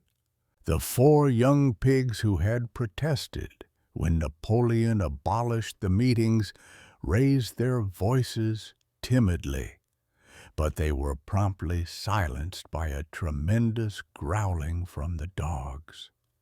Then, as usual, the sheep broke into 4 legs good, 2 legs bad, and the momentary awkwardness was smoothed over. Finally, Napoleon raised his trotter for silence and announced that he had already made all the arrangements. There would be no need for any of the animals to come in contact with human beings, which would clearly be most undesirable. He intended to take the whole burden upon his own shoulders. A Mr. Whymper, a solicitor living in Willingdon, had agreed to act as intermediary between Animal Farm and the outside world, and would visit the farm every Monday morning to receive his instructions. Napoleon ended his speech with his usual cry of "Long live Animal Farm!" And after the singing of Beasts of England, the animals were dismissed. Afterwards, Squealer made a round of the farm and set the animals' minds at rest. He assured them that the resolution against engaging in trade and using money had never been passed, or even suggested. It was pure imagination, probably traceable in the beginning to lies circulated by Snowball. A few animals still felt faintly doubtful, but Squealer asked them shrewdly, "Are you certain that this is not something that you've dreamed, comrades? Have you any record of such a resolution? Is it written down anywhere?" And since it was certainly true that nothing of the kind existed in writing, the animals were satisfied that they had been mistaken. Every Monday, Mr. Wimple visited the farm as had been arranged. He was a sly-looking little man with side whiskers, a solicitor in a very small way of business, but sharp enough to have realized earlier than anyone else that Animal Farm would need a broker and that the commissions would be worth having. The animals watched his coming and going with a kind of dread and avoided him as much as possible. Nevertheless, the sight of Napoleon on all fours, delivering orders to Whymper, who stood on two legs, roused their pride and partly reconciled them to the new arrangement. Their relations with the human race were now not quite the same as they had been before. The human beings did not hate Animal Farm any less now that it was prospering. Indeed, they hated it more than ever. Every human being held it as an article of faith that the farm would go bankrupt sooner or later, and above all, that the windmill would be a failure. They would meet in the public houses and prove to one another by means of diagrams that the windmill was bound to fall down, or that if it did stand up, then that it would never work. And yet, against their will, they had developed a certain respect for the efficiency with which the animals were managing their own affairs. One symptom of this was that they had begun to call Animal Farm by its proper name and ceased to pretend that it was called the Manor Farm.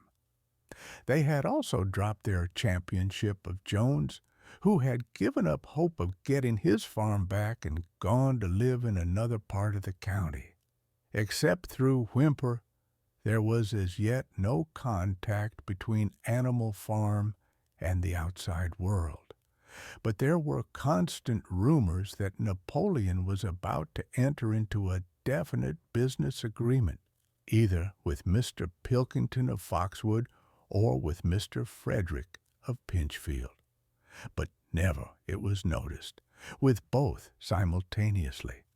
It was about this time that the pigs suddenly moved into the farmhouse and took up their residence there. Again, the animals seemed to remember that a resolution against this had been passed in the early days, and again Squealer was able to convince them that this was not the case. It was absolutely necessary, he said, that the pigs, who were the brains of the farm, should have a quiet place to work in. It was also more suited to the dignity of the leader, for of late he had taken to speaking of Napoleon under the title of leader, to live in a house than in a mere sty. Nevertheless, some of the animals were disturbed when they heard that the pigs not only took their meals in the kitchen and used the drawing room as a recreation room, but also slept in the beds. Boxer passed it off as usual with Napoleon is always right. But Clover, who thought she remembered a definite ruling against beds, went to the end of the barn and tried to puzzle out the 7 commandments which were inscribed there. Finding herself unable to read more than individual letters, she fetched Muriel. "Muriel," she said, "read me the 4th commandment. Does it not say something about never sleeping in a bed?" With some difficulty, Muriel spelt it out. "It says, 'No animal shall sleep in a bed with sheets," she announced finally. Curiously enough, Clover had not remembered that the fourth commandment mentioned sheets, but as it was there on the wall, it must have done so. And Squealer, who happened to be passing at this moment, attended by 2 or 3 dogs, was able to put the whole matter in its proper perspective. "You have heard then, comrades," he said, "that we pigs now sleep in the beds of the farmhouse? And why not? You did not suppose, surely, that there was ever a ruling against beds? A bed merely means a place to sleep in. A pile of straw in a stall is a bed, properly regarded. The rule was against sheets, which are a human invention. We have removed the sheets from the farmhouse beds and sleep between blankets. And very comfortable beds they are, too. But not more comfortable than we need, I can tell you, comrades, with all the brain work we have to do nowadays. You would not rob us of our repose, would you, comrades? You would not have us too tired to carry out our duties. Surely none of you wishes to see Jones back." The animals reassured him on this point immediately, and no more was said about the pigs sleeping in the farmhouse beds. And when, some days afterwards, it was announced that from now on the pigs would get up an hour later in the mornings than the other animals, no complaint was made about that either. By the autumn, the animals were tired but happy. They had had a hard year, and after the sale of part of the hay and corn, the stores of food for the winter were none too plentiful. But the windmill compensated for everything. It was almost half built now.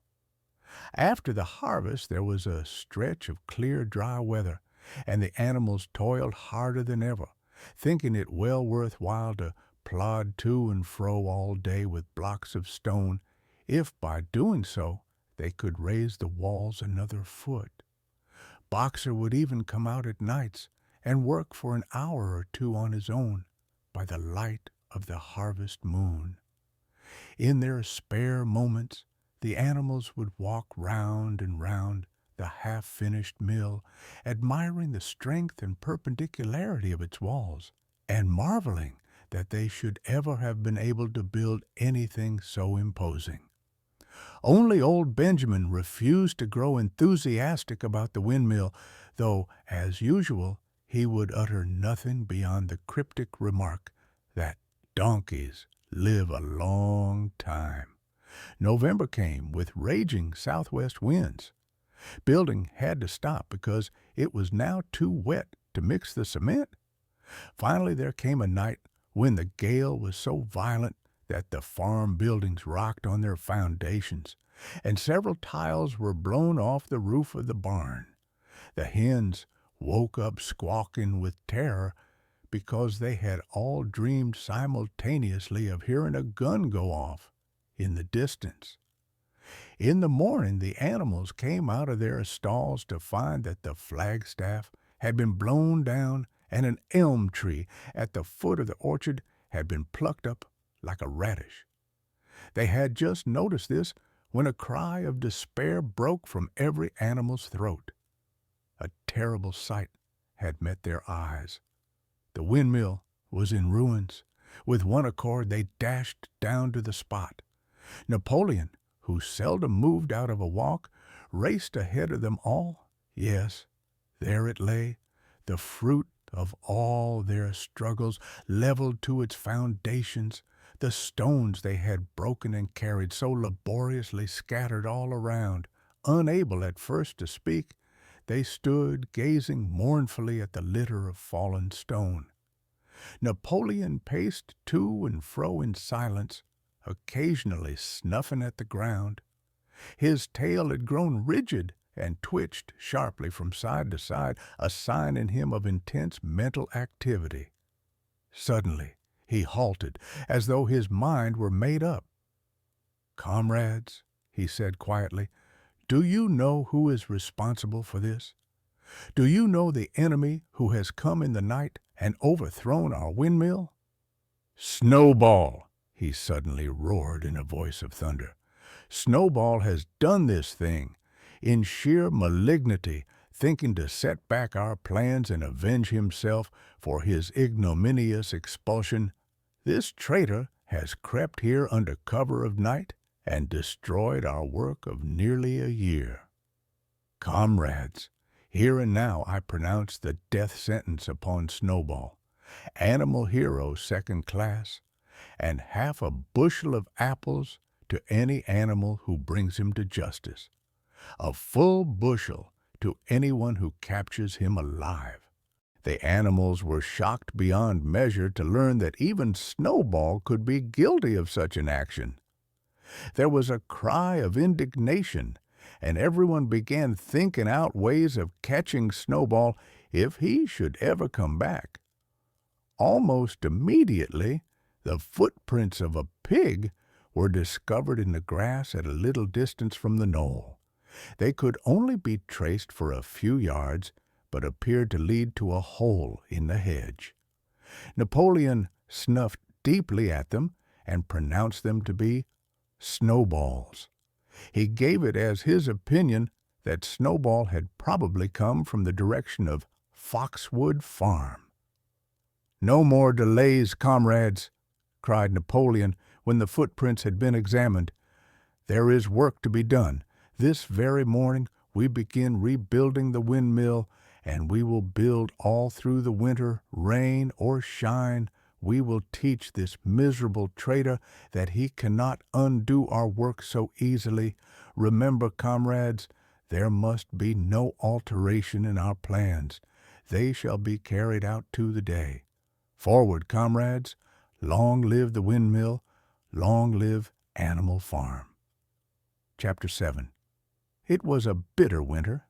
The stormy weather was followed by sleet and snow, and then by a hard frost which did not break till well into February. The animals carried on as best they could with the rebuilding of the windmill, well knowing that the outside world was watching them, and that the envious human beings would rejoice and triumph if the mill were not finished on time. Out of spite, the human beings pretended not to believe that it was Snowball who had destroyed the windmill. They said that it had fallen down because the walls were too thin. The animals knew that this was not the case. Still, it had been decided to build the walls 3 feet thick this time instead of 18 inches as before, which meant collecting much larger quantities of stone. For a long time, the quarry was full of snowdrifts, and nothing could be done. Some progress was made in the dry, frosty weather that followed, but it was cruel work, and the animals could not feel so hopeful about it as they had felt before. They were always cold, and usually hungry as well. Only Boxer and Clover never lost heart. Squealer made excellent speeches on the joy of service and the dignity of labor, but the other animals found more inspiration in Boxer's strength and his never-failing cry of, "I will work harder." In January, food fell short. The corn ration was drastically reduced, and it was announced that an extra potato ration would be issued to make up for it. Then it was discovered that the greater part of the potato crop had been frosted in the clamps, which had not been covered thickly enough. The potatoes had become soft and discolored, and only a few were edible. For days at a time, the animals had nothing to eat but chaff and mangles. Starvation seemed to stare them in the face. It was vitally necessary to conceal this fact from the outside world. Emboldened by the collapse of the windmill, the human beings were inventing fresh lies about Animal Farm. Once again, it was being put about that all the animals were dying of famine and disease, and that they were continually fighting among themselves and had resorted to cannibalism and infanticide. Napoleon was well aware of the bad results that might follow if the real facts of the food situation were known, and he decided to make use of Mr. Whymper to spread a contrary impression. Hitherto, the animals had had little or no contact with Whymper on his weekly visits. Now, however, a few selected animals, mostly sheep, were instructed to remark casually in his hearing that rations had been increased. In addition, Napoleon ordered the almost empty bins in the store shed to be filled nearly to the brim with sand, which was then covered up with what remained of the grain and meal. On some suitable pretext, Whymper was led through the store shed and allowed to catch a glimpse of the bins. He was deceived and continued to report to the outside world that there was no food shortage on Animal Farm. Nevertheless, towards the end of January, it became obvious that it would be necessary to procure some more grain from somewhere. In these days, Napoleon rarely appeared in public, but spent all his time in the farmhouse, which was guarded at each door by fierce-looking dogs. When he did emerge, it was in a ceremonial manner, with an escort of 6 dogs who closely surrounded him and growled if anyone came too near. Frequently, he did not even appear on Sunday mornings, but issued his orders through one of the other pigs, usually Squealer. One Sunday morning, Squealer announced that the hens who had just come in to lay again must surrender their eggs. Napoleon had accepted, through Whymper, a contract for 400 eggs a week. The price of these would pay for enough grain and meal to keep the farm going till summer came on and conditions were easier. When the hens heard this, they raised a terrible outcry. They had been warned earlier that this sacrifice might be necessary, but had not believed that it would really happen. They were just getting their clutches ready for the spring sitting, and they protested that to take the eggs away now was murder. For the first time since the expulsion of Jones, there was something resembling a rebellion. Led by 3 young black Minorca pullets, the hens made a determined effort to thwart Napoleon's wishes. Their method was to fly up to the rafters and there lay their eggs, which smashed to pieces on the floor. Napoleon acted swiftly and ruthlessly. He ordered the hens' rations to be stopped and decreed that any animal giving so much as a grain of corn to a hen should be punished by death. The dogs saw to it that these orders were carried out. For 5 days the hens held out. Then they capitulated and went back to their nesting boxes. 9 hens had died in the meantime. Their bodies were buried at the orchard, and it was given out that they had died of coccidiosis. Whymper heard nothing of this affair, and the eggs were duly delivered, a grocer's van driving up to the farm once a week to take them away. All this while no more had been seen of Snowball. He was rumored to be hiding on one of the neighboring farms, either Foxwood or Pinchfield. Napoleon was by this time on slightly better terms with the other farmers than before. It happened that there was in the yard a pile of timber which had been stacked there 10 years earlier when a beech spinney was cleared. It was well seasoned, and Whymper had advised Napoleon to sell it. Both Mr. Pilkington and Mr. Frederick were anxious to buy it. Napoleon was hesitating between the two, unable to make up his mind. It was noticed that whenever he seemed on the point of coming to an agreement with Frederick, Snowball was declared to be in hiding at Foxwood, while when he inclined towards Pilkington, Snowball was said to be at Pinchfield. Suddenly, early in the spring, an alarming thing was discovered. Snowball was secretly frequenting the farm by night. The animals were so disturbed that they could hardly sleep in their stalls. Every night, it was said, he came creeping in under cover of darkness and performed all kinds of mischief. He stole the corn, he upset the milk pails, he broke the eggs, he trampled the seed beds, he gnawed the bark off the fruit trees. Whenever anything went wrong, it became usual to attribute it to Snowball. If a window was broken or a drain was blocked up, someone was certain to say that Snowball had come in the night and done it. And when the key of the store shed was lost, the whole farm was convinced that Snowball had thrown it down the well. Curiously enough, they went on believing this even after the mislaid key was found under a sack of meal. The cows declared unanimously that Snowball crept into their stalls and milked them in their sleep. The rats, which had been troublesome that winter, were also said to be in league with Snowball.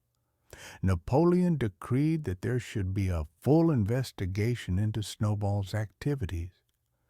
With his dogs in attendance, he set out and made a careful tour of inspection of the farm buildings, the other animals following at a respectful distance.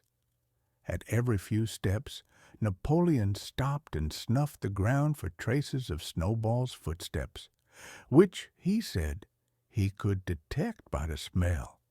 He snuffed in every corner, in the barn, in the cowshed, in the hen houses, in the vegetable garden, and found traces of Snowball almost everywhere.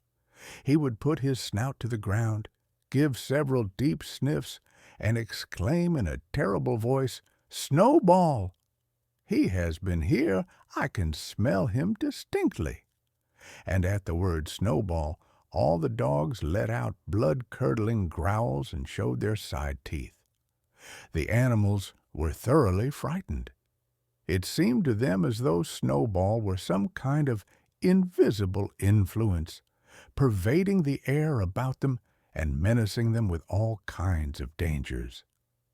In the evening, Squealer called them together, and with an alarmed expression on his face, told them that he had some serious news to report. "Comrades," cried Squealer, making little nervous skips, "a most terrible thing has been discovered. Snowball has sold himself to Frederick of Pinchfield Farm, who is even now plotting to attack us and take our farm away from us. Snowball is to act as his guide when the attack begins. But there is worse than that. We had thought that Snowball's rebellion was caused simply by his vanity and ambition. But we were wrong, comrades. Do you know what the real reason was? Snowball was in league with Jones from the very start. He was Jones's secret agent all the time. It has all been proved by documents which he left behind him and which we have only just discovered. To my mind, this explains a great deal, comrades.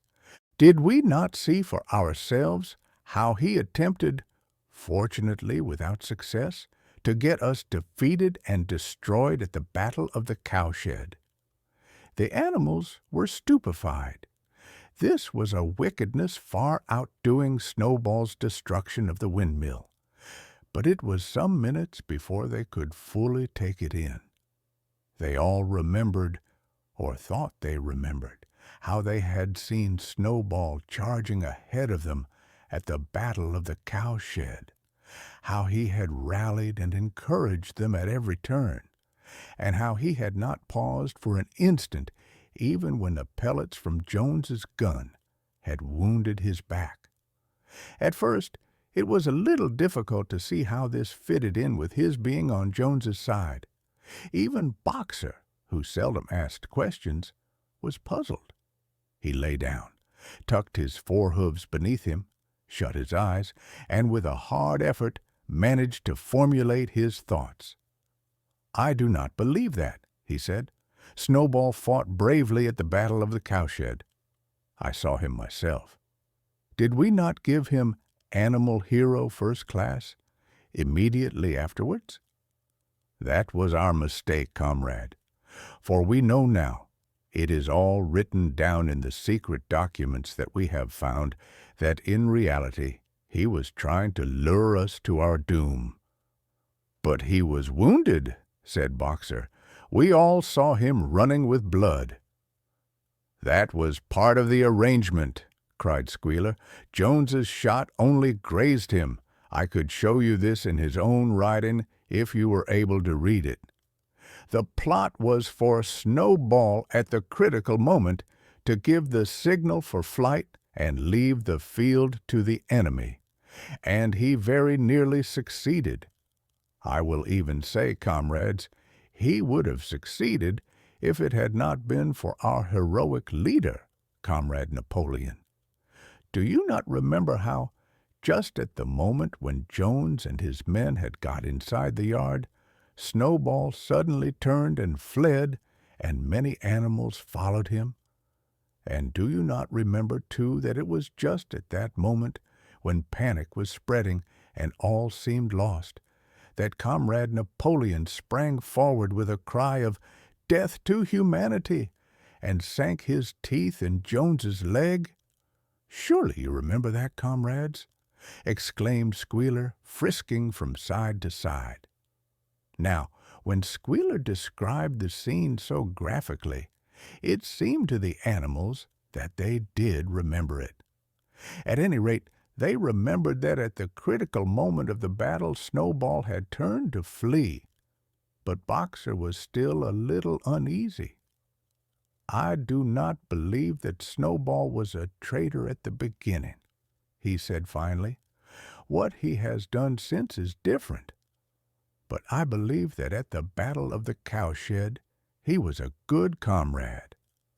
"Our leader, Comrade Napoleon," announced Squealer, speaking very slowly and firmly, "has stated categorically, comrade, that Snowball was Jones's agent from the very beginning. Yes, and from long before the rebellion was ever thought of." "Ah, that is different," said Boxer. "If Comrade Napoleon says it, it must be right." "That is the true spirit, comrade," cried Squealer. But it was noticed he cast a very ugly look at Boxer with his little twinkling eyes. He turned to go, then paused and added impressively, "I warn every animal on this farm to keep his eyes very wide open, for we have reason to think that some of Snowball's secret agents are lurking among us at this moment." 4 days later, in the late afternoon, Napoleon ordered all the animals to assemble in the yard. When they were all gathered together, Napoleon emerged from the farmhouse wearing both his medals, for he had recently awarded himself Animal Hero First Class and Animal Hero Second Class, with his 9 huge dogs frisking round him and uttering growls that sent shivers down all the animals' spines. They all cowered silently in their places, seeming to know in advance that some terrible thing was about to happen. Napoleon stood sternly surveying his audience. Then he uttered a high-pitched whimper. Immediately the dogs bounded forward, seized 4 of the pigs by the ear, and dragged them squealing with pain and terror to Napoleon's feet. The pigs' ears were bleeding, the dogs had tasted blood, and for a few moments they appeared to go quite mad. To the amazement of everybody, 3 of them flung themselves upon Boxer. Boxer saw them coming and put out his great hoof, caught a dog in mid-air, and pinned him to the ground. The dog shrieked for mercy, and the other 2 fled with their tails between their legs. Boxer looked at Napoleon to know whether he should crush the dog to death or let it go. Napoleon appeared to change countenance, and sharply ordered Boxer to let the dog go, whereat Boxer lifted his hoof, and the dog slunk away, bruised and howling. Presently the tumult died down. The 4 pigs waited, trembling, with guilt written on every line of their countenances. Napoleon now called upon them to confess their crimes. They were the same 4 pigs as had protested when Napoleon abolished the Sunday meetings. Without any further prompting, they confessed that they had been secretly in touch with Snowball ever since his expulsion, that they had collaborated with him in destroying the windmill, and that they had entered into an agreement with him to hand over Animal Farm to Mr. Frederick. They added that Snowball had privately admitted to them that he had been Jones's secret agent for years past. When they had finished their confession, the dogs promptly tore their throats out, and in a terrible voice Napoleon demanded whether any other animal had anything to confess. The 3 hens who had been the ringleaders in the attempted rebellion over the eggs now came forward and stated that Snowball had appeared to them in a dream and incited them to disobey Napoleon's orders. They, too, were slaughtered. Then a goose came forward and confessed to having secreted 6 ears of corn during the last year's harvest and eaten them in the night. Then a sheep confessed to having urinated in the drinking pool, urged to do this, so she said, by Snowball, and 2 other sheep confessed to having murdered an old ram, an especially devoted follower of Napoleon, by chasing him round and round a bonfire when he was suffering from a cough. They were all slain on the spot. And so the tale of confessions and executions went on until there was a pile of corpses lying before Napoleon's feet, and the air was heavy with the smell of blood, which had been unknown there since the expulsion of Jones. When it was all over, the remaining animals, except for the pigs and dogs, crept away in a body. They were shaken and miserable. They did not know which was more shocking, the treachery of the animals who had leagued themselves with Snowball, or the cruel retribution they had just witnessed. In the old days, there had often been scenes of bloodshed equally terrible, but it seemed to all of them that it was far worse now that it was happening among themselves. Since Jones had left the farm until today, no animal had killed another animal. Not even a rat had been killed. They had made their way on to the little knoll where the half-finished windmill stood, and with one accord they all lay down as though huddling together for warmth. Clover, Muriel, Benjamin, the cows, the sheep, and a whole flock of geese and hens, everyone indeed except the cat, who had suddenly disappeared just before Napoleon ordered the animals to assemble. For some time nobody spoke. Only Boxer remained on his feet. He fidgeted to and fro, swishing his long black tail against his sides and occasionally uttering little whinny of surprise. Finally he said, "I do not understand it. I would not have believed that such things could happen on our farm. It must be due to some fault in ourselves. The solution, as I see it, is to work harder. From now onwards, I shall get up a full hour earlier in the mornings." And he moved off at his lumbering trot and made for the quarry. Having got there, he collected 2 successive loads of stone and dragged them down to the windmill before retiring for the night. The animals huddled about Clover, not speaking. The knoll where they were lying gave them a wide prospect across the countryside. Most of Animal Farm was within their view, the long pasture stretching down to the main road, The hayfield, the spinney, the drinking pool, the plowed fields where the young wheat was thick and green, and the red roofs of the farm buildings with the smoke curling from the chimneys. It was a clear spring evening. The grass and the bursting hedges were gilded by the level rays of the sun. Never had the farm, and with a kind of surprise they remembered that it was their own farm, every inch of it their own property, appeared to the animals so desirable a place. As Clover looked down the hillside, her eyes filled with tears. If she could have spoken her thoughts, it would have been to say that this was not what they had aimed at when they had set themselves years ago to work for the overthrow of the human race. These scenes of terror and slaughter were not what they had looked forward to on that night when old Major first stirred them to rebellion. If she herself had had any picture of the future, it had been of a society of animals set free from hunger and the whip, all equal, each working according to his capacity, the strong protecting the weak, as she had protected the lost brood of ducklings with her foreleg on the night of Major's speech. Instead, she did not know why.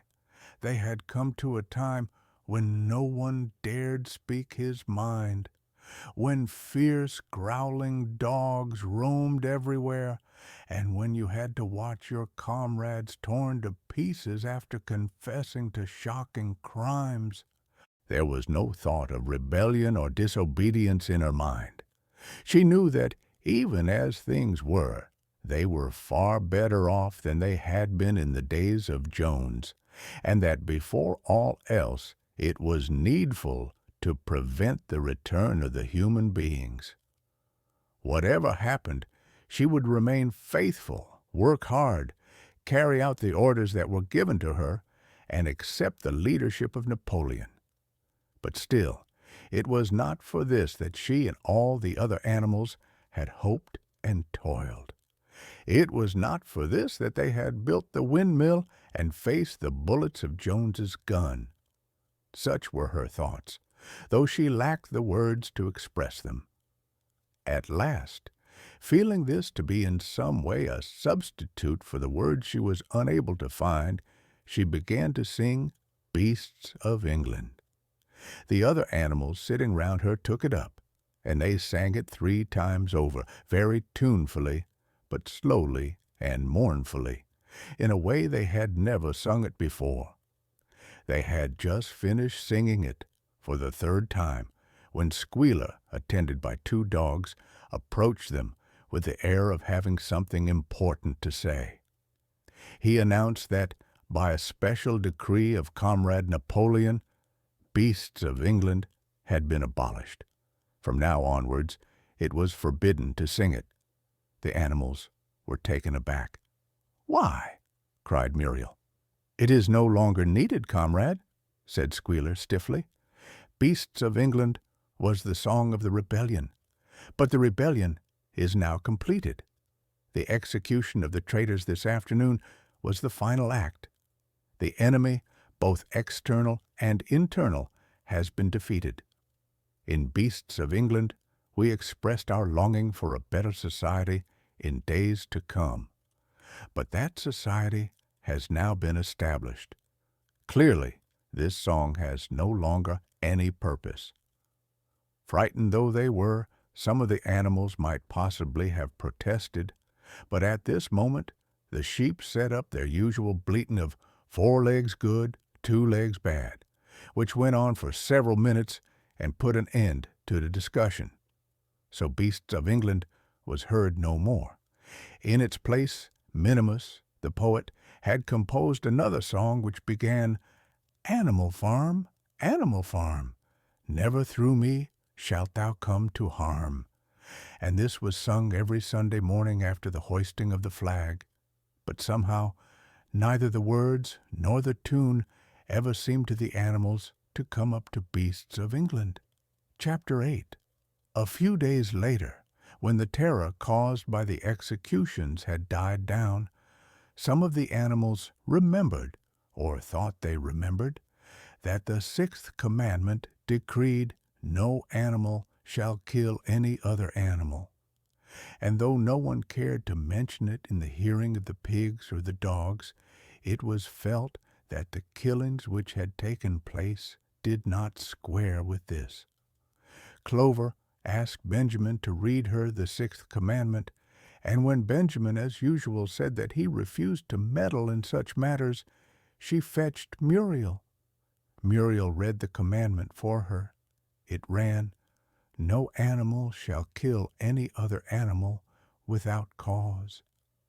Somehow or other, the last two words had slipped out of the animals' memory, but they saw now that the commandment had not been violated, for clearly there was good reason for killing the traitors who had leagued themselves with Snowball. Throughout the year, the animals worked even harder than they had worked in the previous year. To rebuild the windmill, with walls twice as thick as before, and to finish it by the appointed date, together with the regular work of the farm, was a tremendous labor. There were times when it seemed to the animals that they worked longer hours and fed no better than they had done in Jones's day. On Sunday mornings, Squealer, holding down a long strip of paper with his trotter, would read out to them lists of figures proving that the production of every class of foodstuff had increased by 200%, 300%, or 500%, as the case might be. The animals saw no reason to disbelieve him, especially as they could no longer remember very clearly what conditions had been like before the rebellion. All the same, there were days when they felt that they would sooner have had less figures and more food. All orders were now issued through Squealer, or one of the other pigs. Napoleon himself was not seen in public as often as once in a fortnight. When he did appear, he was attended not only by his retinue of dogs, but by a black cockerel who marched in front of him and acted as a kind of trumpeter, letting out a loud cock-a-doodle-doo before Napoleon spoke. Even in the farmhouse, it was said, Napoleon inhabited separate apartments from the others. He took his meals alone, with 2 dogs to wait upon him, and always ate from the Crown Derby dinner service, which had been in the glass cupboard in the drawing-room. It was also announced that the gun would be fired every year on Napoleon's birthday, as well as on the other 2 anniversaries. Napoleon was now never spoken of simply as Napoleon. He was always referred to in formal style as our leader, Comrade Napoleon, and the pigs liked to invent for him such titles as Father of all animals, Terror of mankind, Protector of the sheepfold, Duckling's friend, and the like. In his speeches, Squealer would talk with the tears rolling down his cheeks of Napoleon's wisdom, the goodness of his heart, and the deep love he bore to all animals everywhere, even and especially the unhappy animals, who still lived in ignorance and slavery on other farms. It had become usual to give Napoleon the credit for every successful achievement and every stroke of good fortune. You would often hear one hen remark to another, "Under the guidance of our leader, Comrade Napoleon, I have laid 5 eggs in 6 days," or 2 cows, enjoying a drink at the pool, would exclaim, "Thanks to the leadership of Comrade Napoleon, how excellent this water tastes." The general feeling on the farm was well expressed in a poem entitled Comrade Napoleon, which was composed by Minimus and which ran as follows: "Friend of the fatherless, fountain of happiness, Lord of the swill bucket, oh, how my soul is on fire when I gaze at thy calm and commanding eye, like the sun in the sky, comrade Napoleon.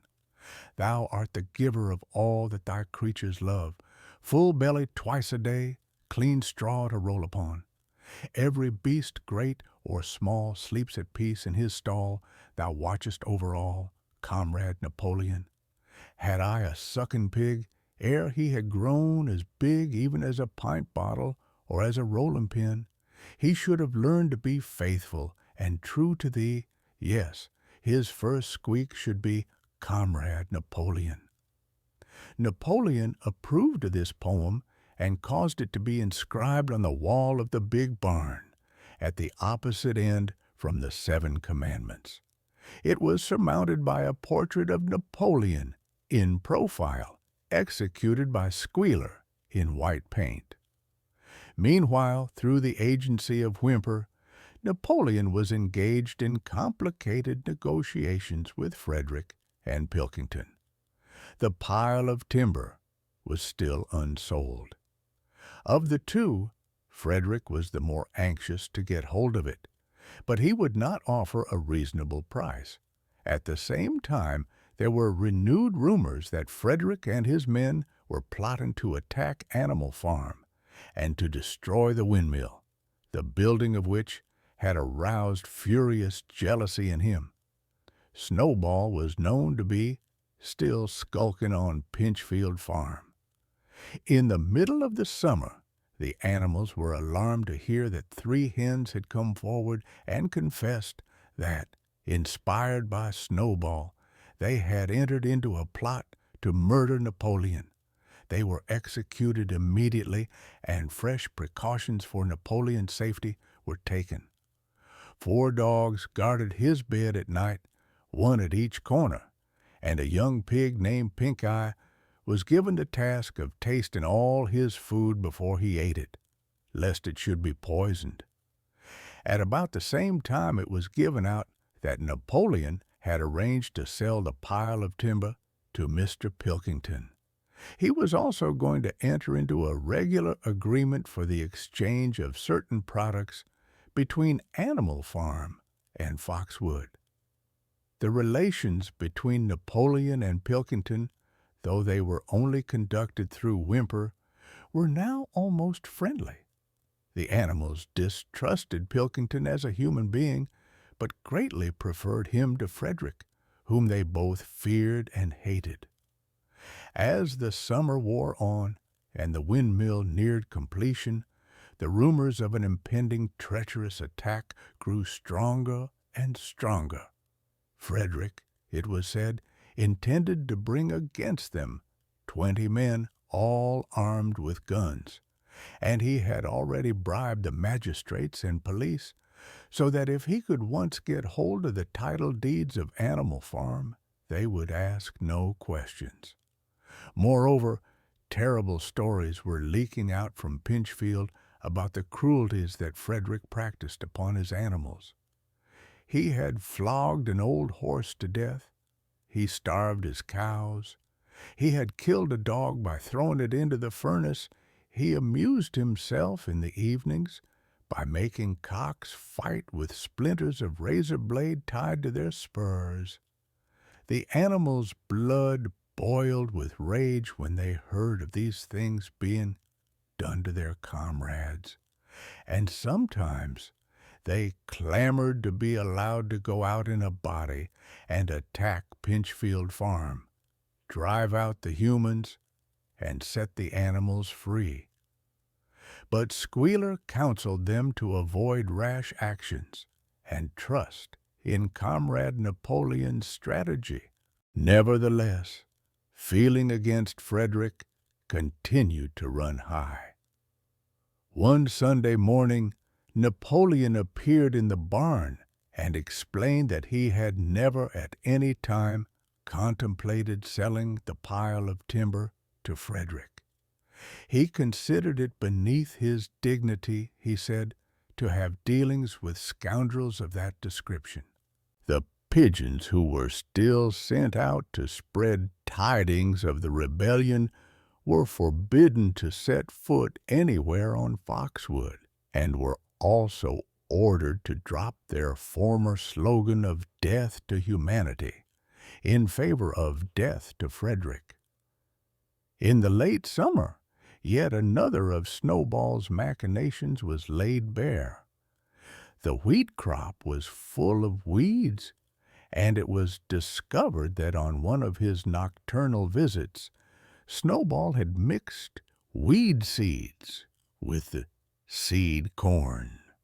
A gander, who had been privy to the plot, had confessed his guilt to Squealer, and immediately committed suicide by swallowing deadly nightshade berries. The animals now also learned that Snowball had never, as many of them had believed hitherto, received the order of Animal Hero First Class. This was merely a legend which had been spread some time after the Battle of the Cowshed by Snowball himself. So far from being decorated, he had been censured for showing cowardice in the battle. Once again, some of the animals heard this with a certain bewilderment, but Squealer was soon able to convince them that their memories had been at fault. In the autumn, by a tremendous, exhausting effort, for the harvest had to be gathered at almost the same time, the windmill was finished. The machinery had still to be installed, and Whymper was negotiating the purchase of it, but the structure was completed. In the teeth of every difficulty, in spite of inexperience, of primitive implements, of bad luck, and of Snowball's treachery, the work had been finished punctually to the very day. Tired out but proud, the animals walked round and round their masterpiece, which appeared even more beautiful in their eyes than when it had been built the first time. Moreover, the walls were twice as thick as before. Nothing short of explosives would lay them low this time, and when they thought of how they had labored, what discouragements they had overcome, and the enormous difference that would be made in their lives when the sails were turning and the dynamos running, when they thought of all this, their tiredness forsook them, and they gamboled round and round the windmill, uttering cries of triumph. Napoleon himself, attended by his dogs and his cockerel, came down to inspect the completed work. He personally congratulated the animals on their achievement and announced that the mill would be named Napoleon Mill. 2 days later, the animals were called together for a special meeting in the barn. They were struck dumb with surprise when Napoleon announced that he had sold the pile of timber to Frederick. Tomorrow, Frederick's wagons would arrive and begin carting it away. Throughout the whole period of his seeming friendship with Pilkington, Napoleon had really been in secret agreement with Frederick. All relations with Foxwood had been broken off. Insulting messages had been sent to Pilkington. The pigeons had been told to avoid Pinchfield Farm and to alter their slogan from Death to Frederick to Death to Pilkington. At the same time, Napoleon assured the animals that the stories of an impending attack on Animal Farm were completely untrue, and that the tales about Frederick's cruelty to his own animals had been greatly exaggerated. All these rumors had probably originated with Snowball and his agents. It now appeared that Snowball was not, after all, hiding on Pinchfield Farm, and in fact had never been there in his life. He was living, in considerable luxury, so it was said, at Foxwood, and had in reality been a pensioner of Pilkington for years past. The pigs were in ecstasies over Napoleon's cunning. By seeming to be friendly with Pilkington, he had forced Frederick to raise his price by 12 pounds. But the superior quality of Napoleon's mind, said Squealer, was shown in the fact that he trusted nobody, not even Frederick. Frederick had wanted to pay for the timber with something called a check, which, it seemed, was a piece of paper with a promise to pay written upon it. But Napoleon was too clever for him. He had demanded payment in real 5-pound notes, which were to be handed over before the timber was removed. Already Frederick had paid up, and the sum he had paid was just enough to buy the machinery for the windmill. Meanwhile, the timber was being carted away at high speed. When it was all gone, another special meeting was held in the barn for the animals to inspect Frederick's banknotes. Smiling beatifically and wearing both his decorations, Napoleon reposed on a bed of straw on a platform, with the money at his side neatly piled on a china dish from the farmhouse kitchen. The animals filed slowly past, and each gazed his fill, and Boxer put out his nose to sniff at the banknotes, and the flimsy white thing stirred and rustled in his breath. 3 days later, there was a terrible hullabaloo. Whymper, his face deadly pale, came racing up the path on his bicycle, flung it down in the yard, and rushed straight into the farmhouse.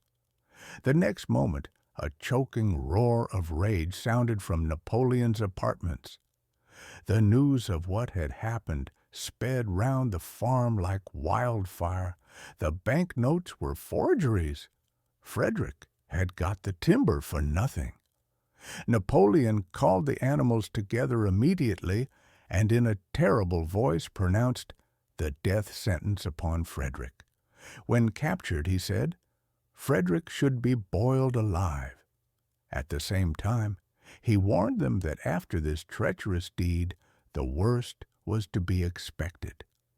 Frederick and his men might make their long-expected attack at any moment. Sentinels were placed at all the approaches to the farm. In addition, 4 pigeons were sent to Foxwood with a conciliatory message, which it was hoped might re-establish good relations with Pilkington. The very next morning, the attack came. The animals were at breakfast when the lookouts came racing in with the news that Frederick and his followers had already come through the 5-barred gate. Boldly enough, the animals sallied forth to meet them, but this time they did not have the easy victory that they had had in the Battle of the Cowshed. There were 15 men with half a dozen guns between them, and they opened fire as soon as they got within 50 yards. The animals could not face the terrible explosions and the stinging pellets, and in spite of the efforts of Napoleon and Boxer to rally them, they were soon driven back. A number of them were already wounded. They took refuge in the farm buildings and peeped cautiously out from chinks and knot-holes. The whole of the big pasture, including the windmill, was in the hands of the enemy. For the moment, even Napoleon seemed at a loss. He paced up and down without a word, his tail rigid and twitching. Wistful glances were sent in the direction of Foxwood. If Pilkington and his men would help them, the day might yet be won. But at this moment, the 4 pigeons who had been sent out on the day before returned, one of them bearing a scrap of paper from Pilkington. On it was penciled the words, "Serves you right." Meanwhile, Frederick and his men had halted about the windmill. The animals watched them, and a murmur of dismay went round. 2 of the men had produced a crowbar and a sledgehammer. They were going to knock the windmill down. "Impossible!" cried Napoleon. "We have built the walls far too thick for that. They could not knock it down in a week. Courage, comrades! But Benjamin was watching the movements of the men intently. The two with the hammer and the crowbar were drilling a hole near the base of the windmill. Slowly, and with an air almost of amusement, Benjamin nodded his long muzzle. "I thought so," he said. "Do you not see what they are doing? In another moment they are going to pack blasting powder into that hole."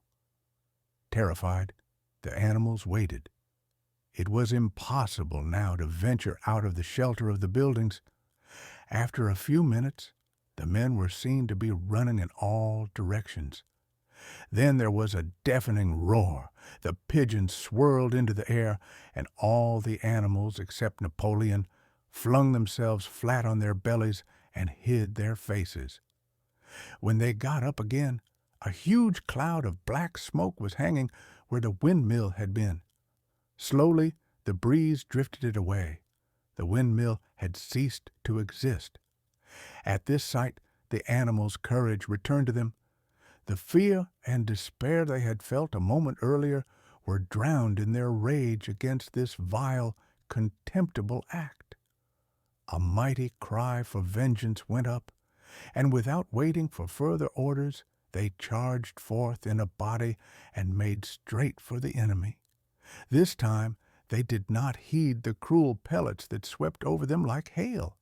It was a savage, bitter battle. The men fired again and again, and when the animals got to close quarters, lashed out with their sticks and their heavy boots. A cow, 3 sheep, and 2 geese were killed, and nearly everyone was wounded. Even Napoleon, who was directing operations from the rear, had the tip of his tail chipped by a pellet. But the men did not go unscathed either. 3 of them had their heads broken by blows from boxers' hoofs. Another was gored in the belly by a cow's horn. Another had his trousers nearly torn off by Jessie and Bluebell. And when the 9 dogs of Napoleon's own bodyguard, whom he had instructed to make a detour under cover of the hedge, suddenly appeared on the men's flank, baying ferociously, panic overtook them. They saw that they were in danger of being surrounded. Frederick shouted to his men to get out while the going was good, and the next moment the cowardly enemy was running for dear life. The animals chased them right down to the bottom of the field and got in some last kicks at them as they forced their way through the thorn hedge. They had won, but they were weary and bleeding. Slowly they began to limp back towards the farm. The sight of their dead comrades stretched upon the grass moved some of them to tears, and for a little while they halted in sorrowful silence at the place where the windmill had once stood. Yes, it was gone. Almost the last trace of their labor was gone. Even the foundations were partially destroyed, and in rebuilding it, they could not this time, as before, make use of the fallen stones. This time the stones had vanished too. The force of the explosion had flung them to distances of hundreds of yards. It was as though the windmill had never been. As they approached the farm, Squealer, who had unaccountably been absent during the fighting, came skipping towards them, whisking his tail and beaming with satisfaction. And the animals heard, from the direction of the farm buildings, the solemn booming of a gun. "What is that gun firing for?" said Boxer. "To celebrate our victory," cried Squealer. "What victory?" said Boxer. His knees were bleeding. He had lost a shoe and split his hoof, and a dozen pellets had lodged themselves in his hind leg. "What victory, comrade? Have we not driven the enemy off our soil, the sacred soil of Animal Farm? But they have destroyed the windmill, and we had worked on it for 2 years. What matter? We will build another windmill. We will build 6 windmills if we feel like it. You do not appreciate, comrade, the mighty thing that we have done. The enemy was in occupation of this very ground that we stand upon. And now, thanks to the leadership of Comrade Napoleon, we have won every inch of it back again. Then we have won back what we had before, said Boxer. That is our victory, said Squealer. They limped into the yard. The pellets under the skin of Boxer's leg smarted painfully. He saw ahead of him the heavy labor of rebuilding the windmill from the foundations, and already in imagination he braced himself for the task. But for the first time it occurred to him that he was 11 years old, and that perhaps his great muscles were not quite what they had once been. But when the animals saw the green flag flying and heard the gun firing again, 7 times it was fired in all, and heard the speech that Napoleon made, congratulating them on their conduct, it did seem to them after all that they had won a great victory. The animals slain in the battle were given a solemn funeral. Boxer and Clover pulled the wagon which served as a hearse, and Napoleon himself walked at the head of the procession. 2 whole days were given over to celebrations. There were songs, speeches, and more firing of the gun, and a special gift of an apple was bestowed on every animal, with 2 ounces of corn for each bird and 3 biscuits for each dog. It was announced that the battle would be called the Battle of the Windmill, and that Napoleon had created a new decoration, the Order of the Green Banner, which he had conferred upon himself. In the general rejoicings, the unfortunate affair of the banknotes was forgotten. It was a few days later than this that the pigs came upon a case of whiskey in the cellars of the farmhouse. It had been overlooked at the time when the house was first occupied. That night there came from the farmhouse the sound of loud singing, in which, to everyone's surprise, the strains of Beasts of England were mixed up. At about 9:30, Napoleon, wearing an old bowler hat of Mr. Jones's, was distinctly seen to emerge from the back door, gallop rapidly round the yard, and disappear indoors again. But in the morning a deep silence hung over the farmhouse. Not a pig appeared to be stirring. It was nearly 9 o'clock when Squealer made his appearance, walking slowly and dejectedly, his eyes dull, his tail hanging limply behind him, and with every appearance of being seriously ill. He called the animals together and told them that he had a terrible piece of news to impart. Comrade Napoleon was dying. A cry of lamentation went up. Straw was laid down outside the doors of the farmhouse, and the animals walked on tiptoe. With tears in their eyes, they asked one another what they should do if their leader were taken away from them. A rumor went round that Snowball had after all contrived to introduce poison into Napoleon's food.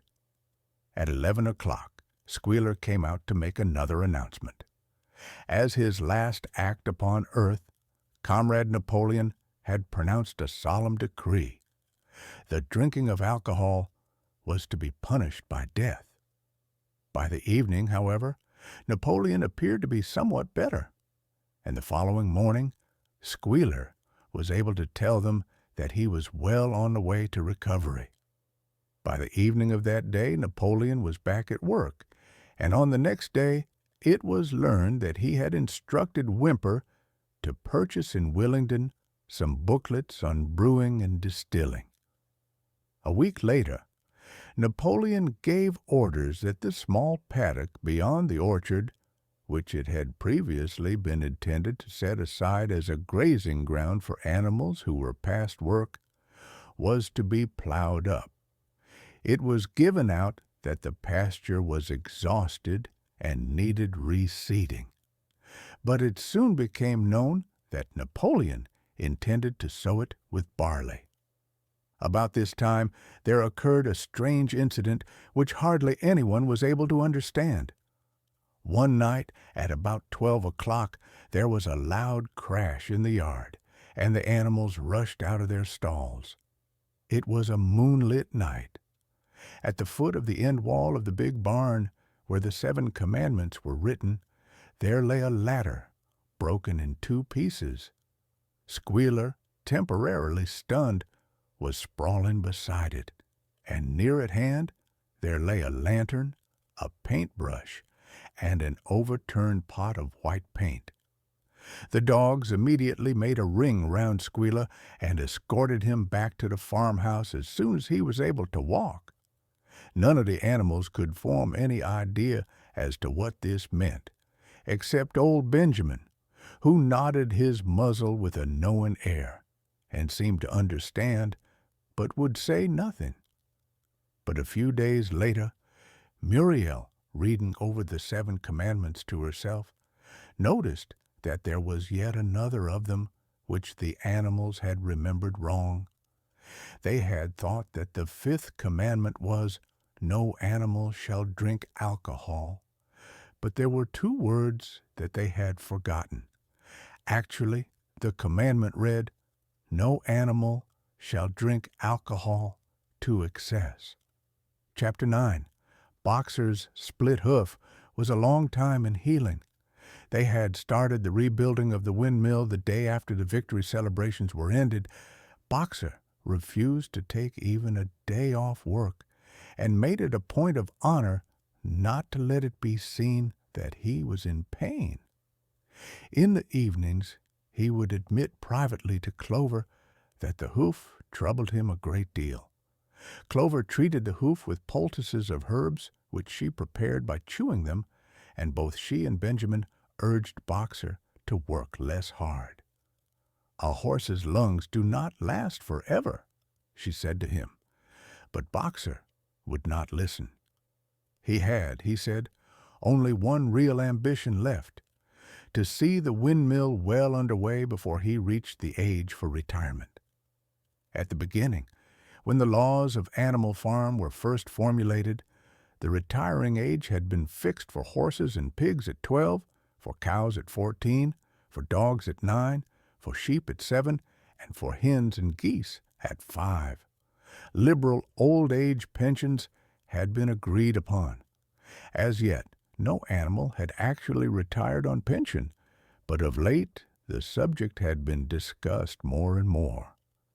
Now that the small field beyond the orchard had been set aside for barley, it was rumored that a corner of the large pasture was to be fenced off and turned into a grazing ground for superannuated animals. For a horse, it was said, the pension would be 5 pounds of corn a day, and in winter 15 pounds of hay, with a carrot or possibly an apple on public holidays. Boxer's 12th birthday was due in the late summer of the following year. Meanwhile, life was hard. The winter was as cold as the last one had been, and food was even shorter. Once again, all rations were reduced, except those of the pigs and the dogs. A too rigid equality in rations, Squealer explained, would have been contrary to the principles of animalism. In any case, he had no difficulty in proving to the other animals that they were not in reality short of food, whatever the appearances might be. For the time being, certainly, it had been found necessary to make a readjustment of rations. Squealer always spoke of it as a readjustment, never as a reduction. But in comparison with the days of Jones, the improvement was enormous. Reading out the figures in a shrill, rapid voice, he proved to them in detail that they had more oats, more hay, more turnips than they had had in Jones's day, that they worked shorter hours, that their drinking water was of better quality, that they lived longer, that a larger proportion of their young ones survived infancy, and that they had more straw in their stalls and suffered less from fleas. The animals believed every word of it.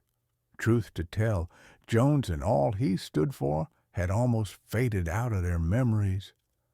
They knew that life nowadays was harsh and bare, that they were often hungry and often cold, and that they were usually working when they were not asleep.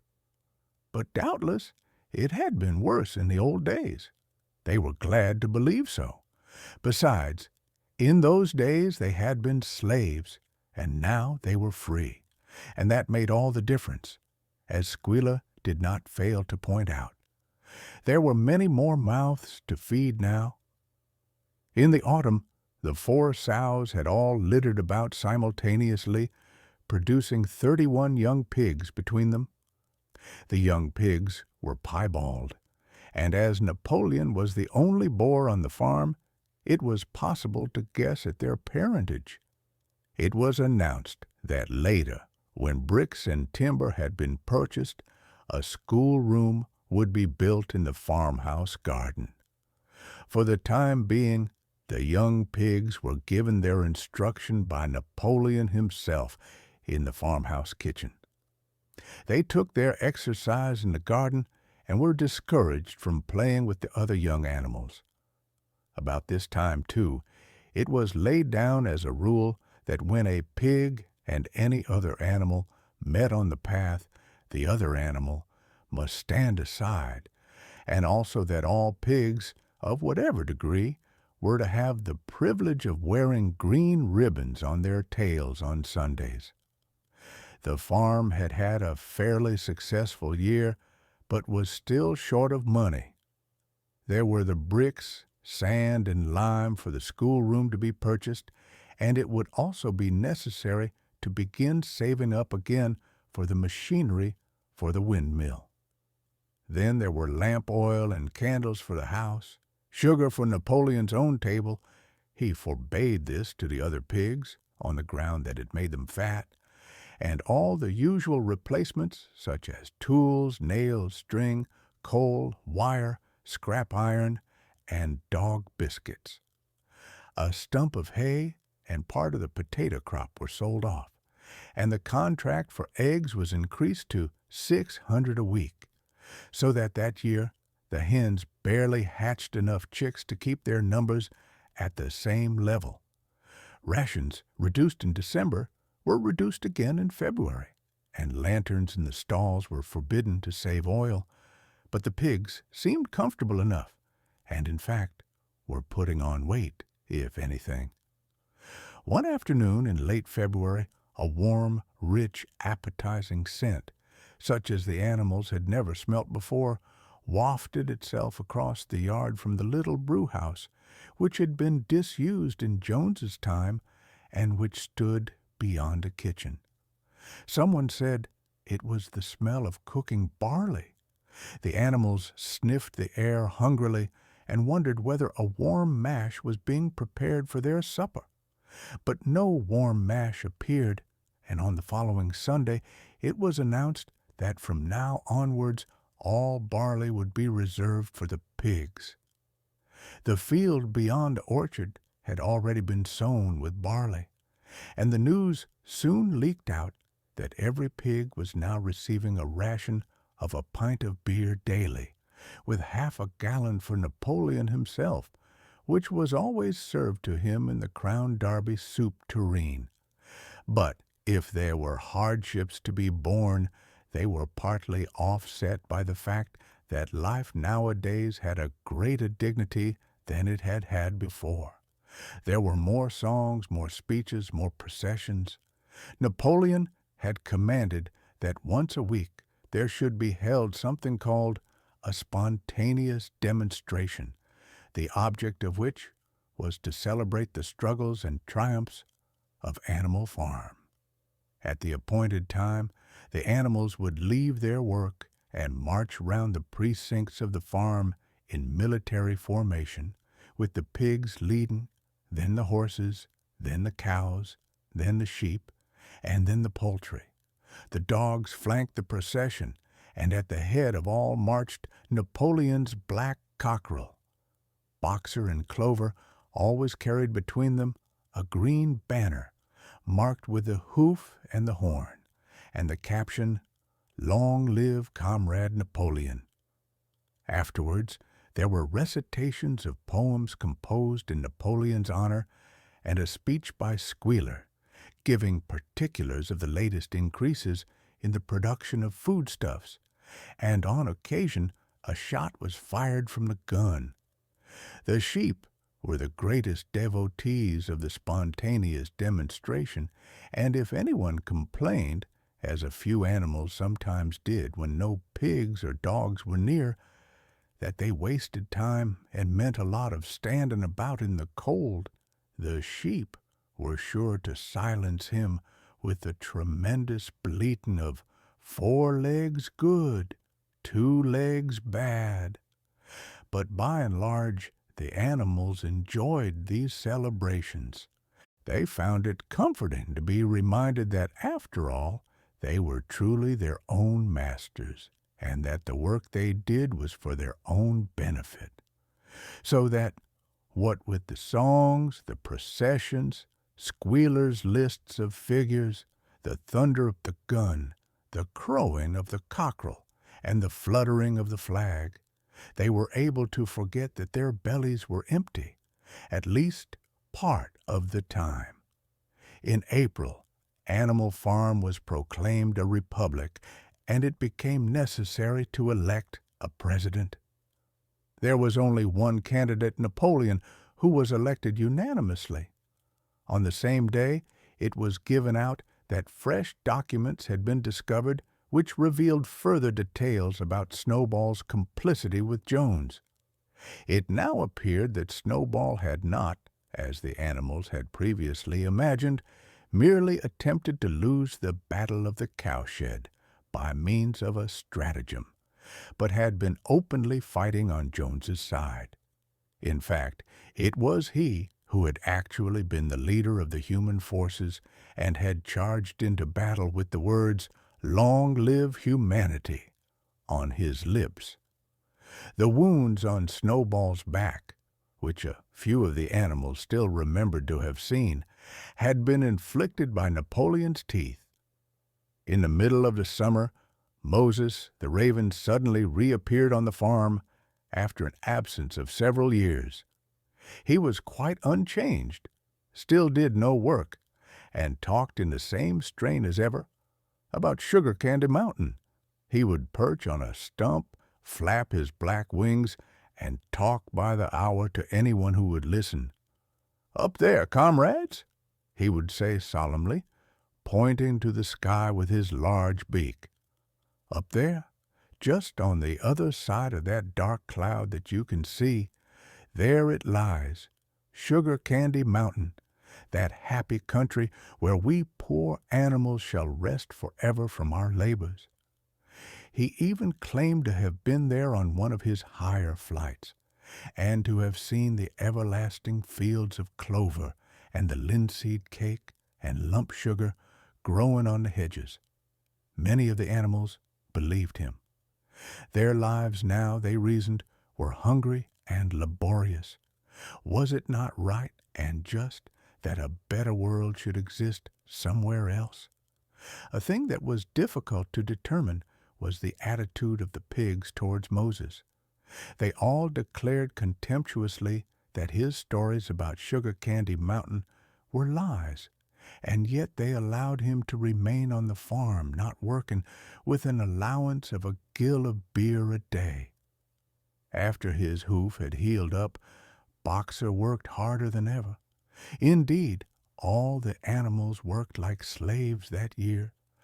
Apart from the regular work of the farm and the rebuilding of the windmill, there was the schoolhouse for the young pigs, which was started in March. Sometimes the long hours on insufficient food were hard to bear, but Boxer never faltered. In nothing that he said or did was there any sign that his strength was not what it had been. It was only his appearance that was a little altered. His hide was less shiny than it had used to be, and his great haunches seemed to have shrunken. The others said, "Boxer will pick up when the spring grass comes on." But the spring came, and Boxer grew no fatter. Sometimes, on the slope leading to the top of the quarry, when he braced his muscles against the weight of some vast boulder, it seemed that nothing kept him on his feet except the will to continue. At such times his lips were seen to form the words, "I will work harder." He had no voice left. Once again, Clover and Benjamin warned him to take care of his health, but Boxer paid no attention. His 12th birthday was approaching. He did not care what happened so long as a good store of stone was accumulated before he went on pension. Late one evening in the summer, a sudden rumor ran round the farm that something had happened to Boxer. He had gone out alone to drag a load of stone down to the windmill. And sure enough, the rumor was true. A few minutes later, 2 pigeons came racing in with the news. "Boxer has fallen. He is lying on his side and can't get up." About half the animals on the farm rushed out to the knoll where the windmill stood. There lay Boxer between the shafts of the cart, his neck stretched out, unable even to raise his head. His eyes were glazed, his sides matted with sweat. A thin stream of blood had trickled out of his mouth. Clover dropped to her knees at his side. "Boxer," she cried, "how are you?" "It is my lung," said Boxer in a weak voice. "It does not matter. I think you will be able to finish the windmill without me. There is a pretty good store of stone accumulated. I had only another month to go in any case. To tell you the truth, I had been looking forward to my retirement. And perhaps, as Benjamin is growing old too, they will let him retire at the same time and be a companion to me." "We must get help at once," said Clover. "Run, somebody, and tell Squealer what has happened." All the other animals immediately raced back to the farmhouse to give Squealer the news. Only Clover remained, and Benjamin, who lay down at Boxer's side, and, without speaking, kept the flies off him with his long tail. After about a quarter of an hour, Squealer appeared, full of sympathy and concern. He said that Comrade Napoleon had learned with the very deepest distress of this misfortune to one of the most loyal workers on the farm, and was already making arrangements to send Boxer to be treated in the hospital at Willingdon. The animals felt a little uneasy at this. Except for Molly and Snowball, no other animal had ever left the farm, and they did not like to think of their sick comrade in the hands of human beings. However, Squealer easily convinced them that the veterinary surgeon in Willingdon could treat Boxer's case more satisfactorily than could be done on the farm. And about half an hour later, when Boxer had somewhat recovered, he was with difficulty got onto his feet and managed to limp back to his stall, where Clover and Benjamin had prepared a good bed of straw for him. For the next 2 days, Boxer remained in his stall. The pigs had sent out a large bottle of pink medicine, which they had found in the medicine chest in the bathroom, and Clover administered it to Boxer twice a day after meals. In the evenings, she lay in his stall and talked to him, while Benjamin kept the flies off him. Boxer professed not to be sorry for what had happened. If he made a good recovery, he might expect to live another 3 years, and he looked forward to the peaceful days that he would spend in the corner of the big pasture. It would be the first time that he had had leisure to study and improve his mind, He intended, he said, to devote the rest of his life to learning the remaining 22 letters of the alphabet. However, Benjamin and Clover could only be with Boxer after working hours, and it was in the middle of the day when the van came to take him away. The animals were all at work weeding turnips under the supervision of a pig when they were astonished to see Benjamin come galloping from the direction of the farm buildings, braying at the top of his voice. It was the first time that they had ever seen Benjamin excited. Indeed, it was the first time that anyone had ever seen him gallop. "Quick, quick!" he shouted. "Come at once! They're taking Boxer away." Without waiting for orders from the pig, the animals broke off work and raced back to the farm buildings. Sure enough, there in the yard was a large closed van, drawn by 2 horses, with lettering on its side, and a sly-looking man in a low-crowned bowler hat sitting on the driver's seat. And Boxer's stall was empty. The animals crowded round the van. "Goodbye, Boxer," they chorused. "Goodbye." "Fools! Fools!" shouted Benjamin, prancing around them and stamping the earth with his small hoofs. "Fools! Do you not see what is written on the side of that van?" That gave the animals pause, and there was a hush. Muriel began to spell out the words, but Benjamin pushed her aside, and in the midst of a deadly silence he read, "Alfred Simmons, horse slaughterer and glue boiler, Willingdon, dealer in hides and bone meal, kennels supplied." Do you not understand what that means? They are taking Boxer to the knackers. A cry of horror burst from all the animals. At this moment, the man on the box whipped up his horses, and the van moved out of the yard at a smart trot. All the animals followed, crying out at the tops of their voices. Clover forced her way to the front. The van began to gather speed. Clover tried to stir her stout limbs to a gallop and achieved a canter. "Boxer!" she cried. "Boxer! Boxer! Boxer!" And just at this moment, as though he had heard the uproar outside, Boxer's face, with the white stripe down his nose, appeared at the small window at the back of the van. "Boxer!" cried Clover in a terrible voice. "Boxer! Get out! Get out quickly! They are taking you to your death." All the animals took up the cry of, "Get out, Boxer! Get out!" But the van was already gathering speed and drawing away from them. It was uncertain whether Boxer had understood what Clover had said. But a moment later, his face disappeared from the window, and there was the sound of a tremendous drumming of hoofs inside the van. He was trying to kick his way out. The time had been when a few kicks from Boxer's hoofs would have smashed the van to matchwood. But alas, his strength had left him, and in a few moments the sound of drumming hoofs grew fainter and died away. In desperation, the animals began appealing to the 2 horses which drew the van to stop. "Comrades! Comrades!" they shouted. "Don't take your own brother to his death." But the stupid brutes, too ignorant to realize what was happening, merely set back their ears and quickened their pace. Boxer's face did not reappear at the window.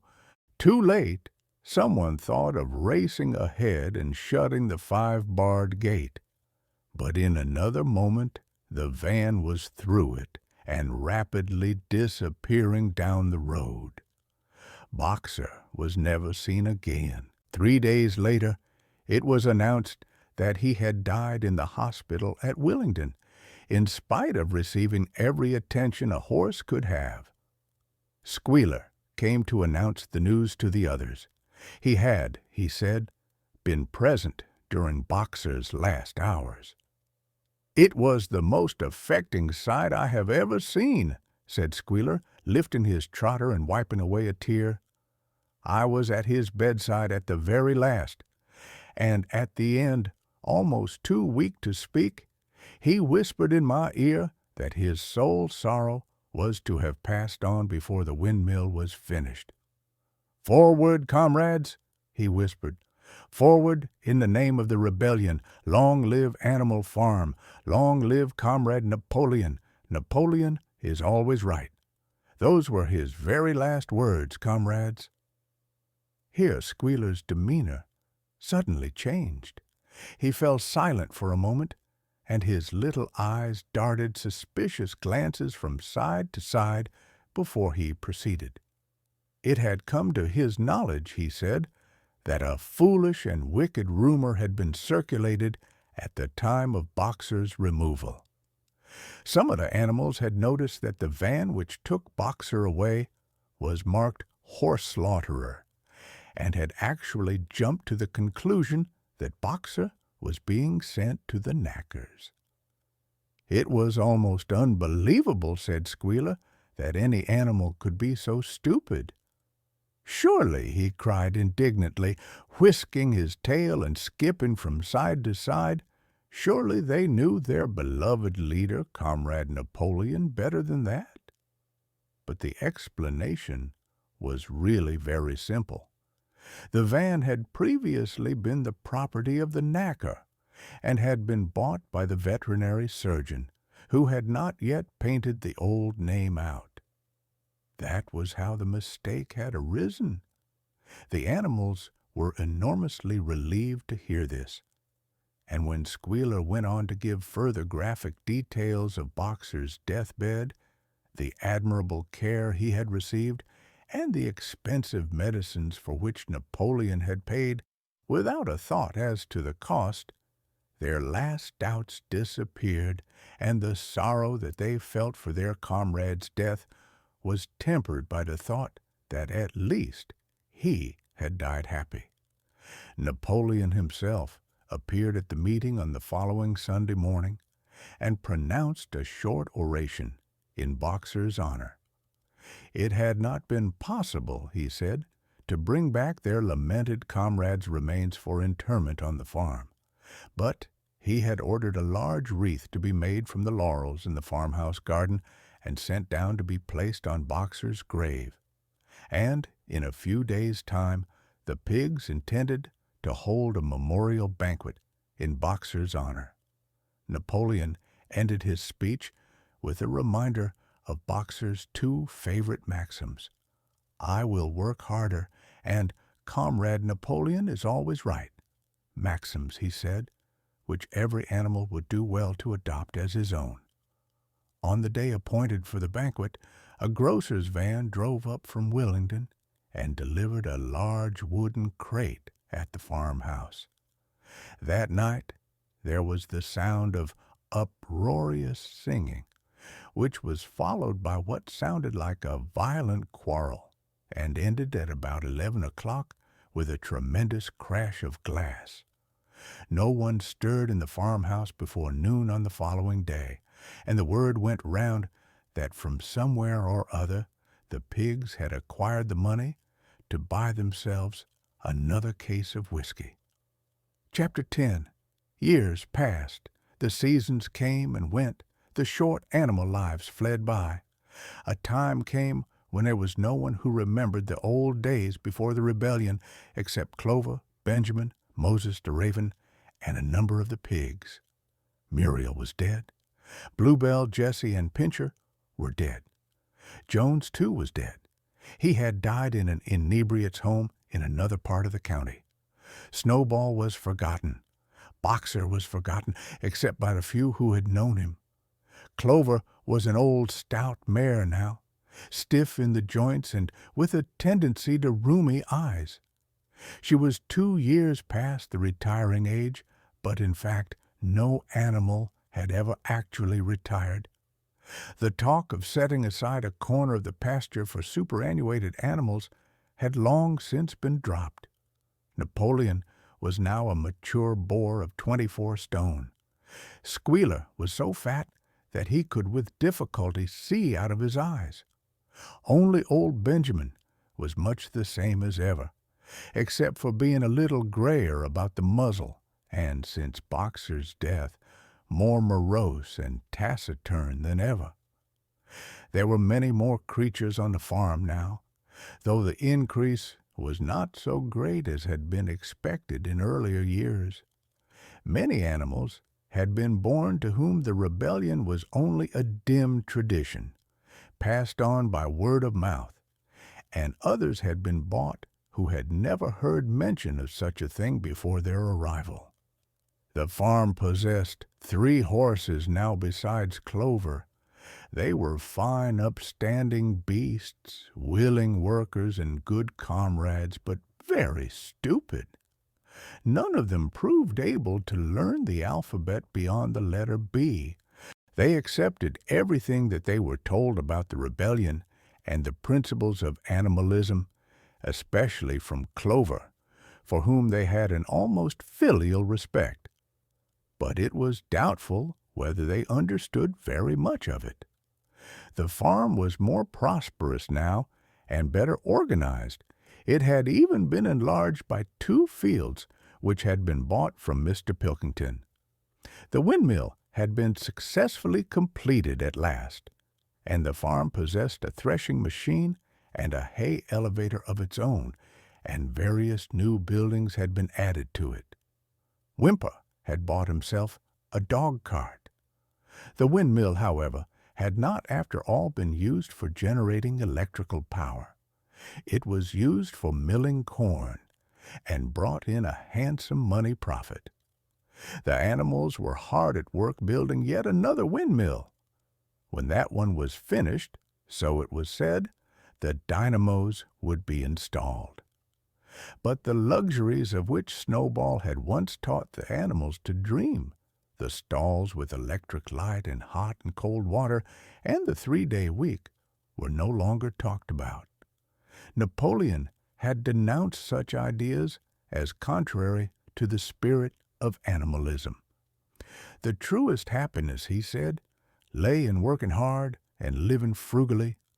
Somehow, it seemed as though the farm had grown richer without making the animals themselves any richer, except, of course, for the pigs and the dogs. Perhaps this was partly because there were so many pigs and so many dogs. It was not that these creatures did not work after their fashion.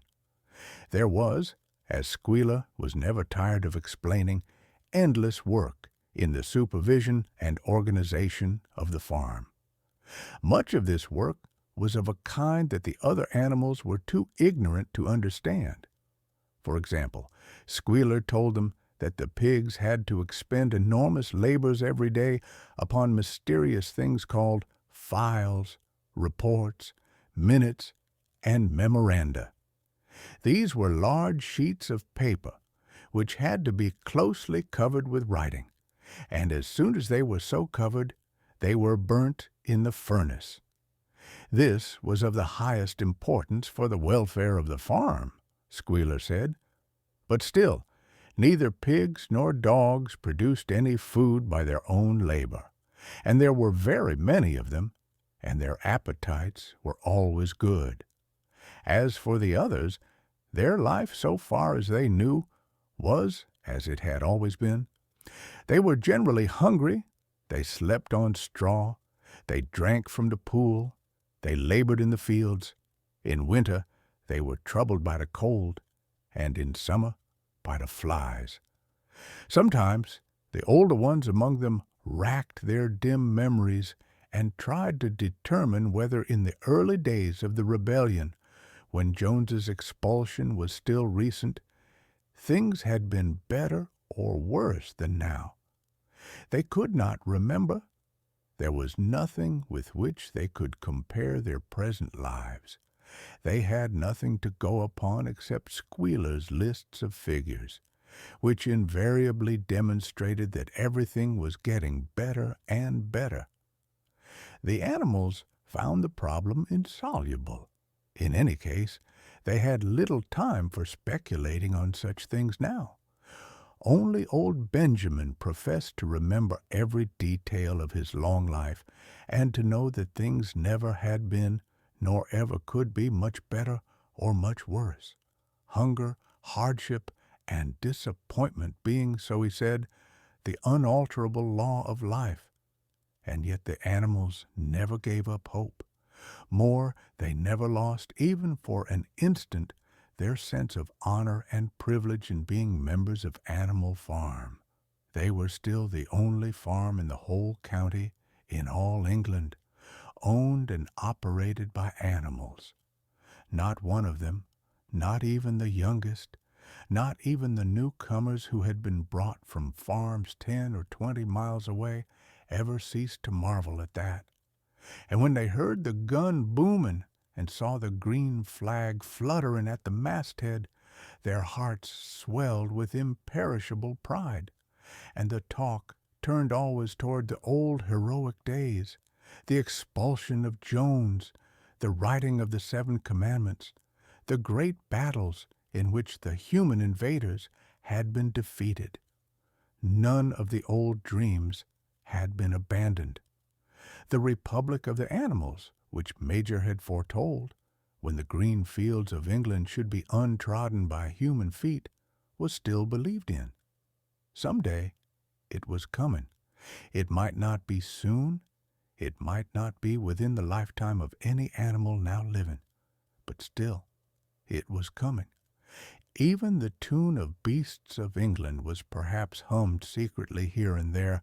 At any rate, it was a fact that every animal on the farm knew it, though no one would have dared to sing it aloud. It might be that their lives were hard and that not all of their hopes had been fulfilled, but they were conscious that they were not as other animals. If they went hungry, it was not from feeding tyrannical human beings. If they worked hard, at least they worked for themselves. No creature among them went upon 2 legs. No creature called any other creature master. All animals were equal. One day in early summer, Squealer ordered the sheep to follow him and led them out to a piece of waste ground at the other end of the farm, which had become overgrown with birch saplings. The sheep spent the whole day there, browsing at the leaves under Squealer's supervision. In the evening he returned to the farmhouse himself, but, as it was warm weather, told the sheep to stay where they were. It ended by their remaining there for a whole week, during which time the other animals saw nothing of them. Squealer was with them for the greater part of every day. He was, he said, teaching them to sing a new song for which privacy was needed. It was just after the sheep had returned on a pleasant evening, when the animals had finished work and were making their way back to the farm buildings, that the terrified neighing of a horse sounded from the yard. Startled, the animals stopped in their tracks. It was Clover's voice. She neighed again, and all the animals broke into a gallop and rushed into the yard. Then they saw what Clover had seen. It was a pig walking on his hind legs. Yes, it was Squealer. A little awkwardly, as though not quite used to supporting his considerable bulk in that position, but with perfect balance, he was strolling across the yard. And a moment later, out from the door of the farmhouse, came a long file of pigs, all walking on their hind legs. Some did it better than others. 1 or 2 were even a trifle unsteady, and looked as though they would have liked the support of a stick. But every one of them made his way right round the yard successfully. And finally, there was a tremendous baying of dogs and a shrill crowing from the black cockerel, and out came Napoleon himself, majestically upright, casting haughty glances from side to side, and with his dogs gambolling round him. He carried a whip in his trotter There was a deadly silence. Amazed, terrified, huddling together, the animals watched the long line of pigs march slowly round the yard. It was as though the world had turned upside down. Then there came a moment when the first shock had worn off, and when, in spite of everything, in spite of their terror of the dogs and of the habit developed through long years of never complaining, never criticizing, no matter what happened, they might have uttered some word of protest. But just at that moment, as though at a signal, all the sheep burst out into a tremendous bleating of 4 legs good, 2 legs better, 4 legs good, 2 legs better, 4 legs good, 2 legs better. It went on for 5 minutes without stopping, and by the time the sheep had quieted down, the chance to utter any protest had passed, for the pigs had marched back into the farmhouse. Benjamin felt a nose nuzzling at his shoulder. He looked round. It was Clover. Her old eyes looked dimmer than ever. Without saying anything, she tugged gently at his mane and led him round to the end of the big barn, where the 7 commandments were written. For a minute or two they stood gazing at the tarred wall with its white lettering. "My sight is failing," she said finally. "Even when I was young I could not have read what was written there. But it appears to me that that wall looks different. Are the 7 commandments the same as they used to be, Benjamin?" For once Benjamin consented to break his rule, and he read out to her what was written on the wall. There was nothing there now except a single commandment. It ran, "All animals are equal, but some animals are more equal than others." After that it did not seem strange when next day the pigs who were supervising the work of the farm all carried whips in their trotters. It did not seem strange to learn that the pigs had bought themselves a wireless set, were arranging to install a telephone, and had taken out subscriptions to John Bull, Titbits, and the Daily Mirror. It did not seem strange when Napoleon was seen strolling in the farmhouse garden with a pipe in his mouth. No, not even when the pigs took Mr. Jones's clothes out of the wardrobes and put them on. Napoleon himself, appearing in a black coat, rat-catcher breeches, and leather leggings, while his favorite sow appeared in a watered silk dress which Mrs. Jones had been used to wear on Sundays. A week later, in the afternoon, a number of dog carts drove up to the farm. A deputation of neighboring farmers had been invited to make a tour of inspection. They were shown all over the farm and expressed great admiration for everything they saw, especially the windmill. The animals were weeding the turnip field. They worked diligently, hardly raising their faces from the ground, and not knowing whether to be more frightened of the pigs or of the human visitors. That evening, loud laughter and bursts of singing came from the farmhouse, and suddenly, at the sound of the mingled voices, the animals were stricken with curiosity. What could be happening in there, now that for the first time animals and human beings were meeting on terms of equality? With one accord, they began to creep as quietly as possible into the farmhouse garden. At the gate they paused, half frightened to go on, but Clover led the way in. They tiptoed up to the house, and such animals as were tall enough peered in at the dining-room window. There, round the long table, sat half a dozen farmers and half a dozen of the more eminent pigs. Napoleon himself occupying the seat of honor at the head of the table. The pigs appeared completely at ease in their chairs.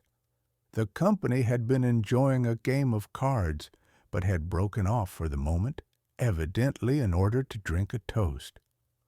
A large jug was circulating, and the mugs were being refilled with beer. No one noticed the wondering faces of the animals that gazed in at the window. Mr. Pilkington of Foxwood had stood up, his mug in his hand. In a moment he said he would ask the present company to drink a toast. But before doing so, there were a few words that he felt it incumbent upon him to say.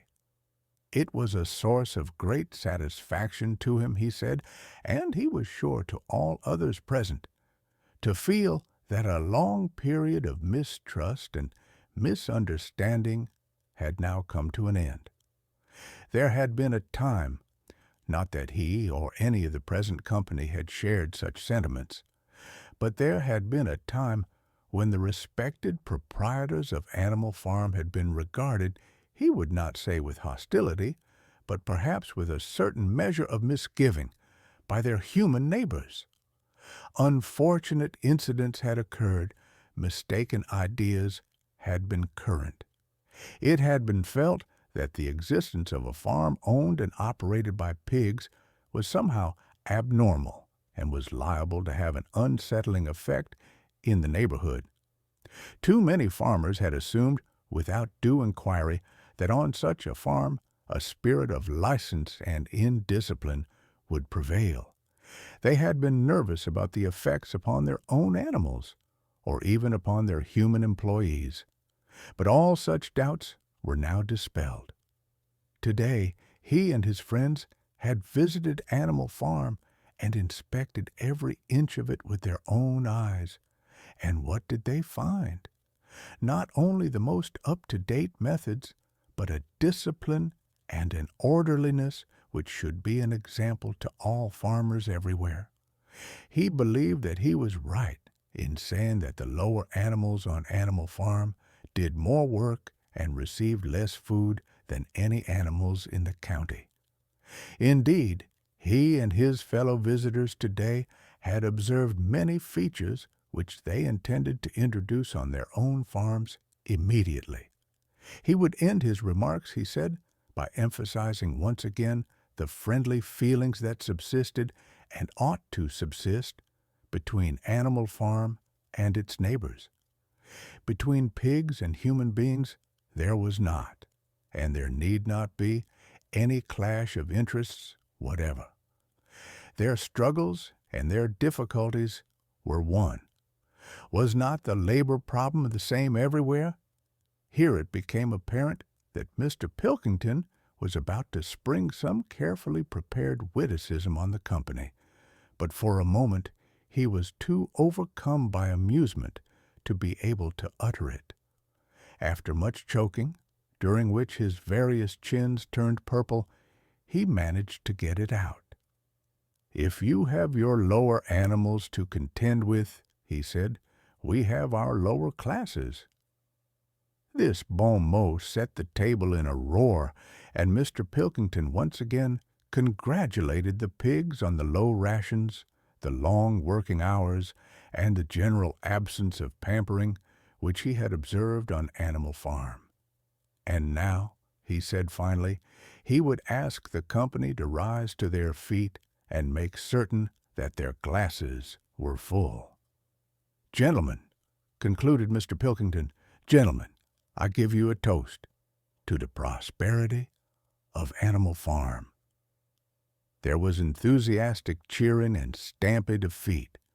Napoleon was so gratified that he left his place and came round the table to clink his mug against Mr. Pilkington's before emptying it. When the cheering had died down, Napoleon, who had remained on his feet, intimated that he too had a few words to say. Like all of Napoleon's speeches, it was short and to the point. He too, he said, was happy that the period of misunderstanding was at an end. For a long time there had been rumors, circulated, he had reason to think, by some malignant enemy, that there was something subversive and even revolutionary in the outlook of himself and his colleagues. They had been credited with attempting to stir up rebellion among the animals on neighboring farms. Nothing could be further from the truth.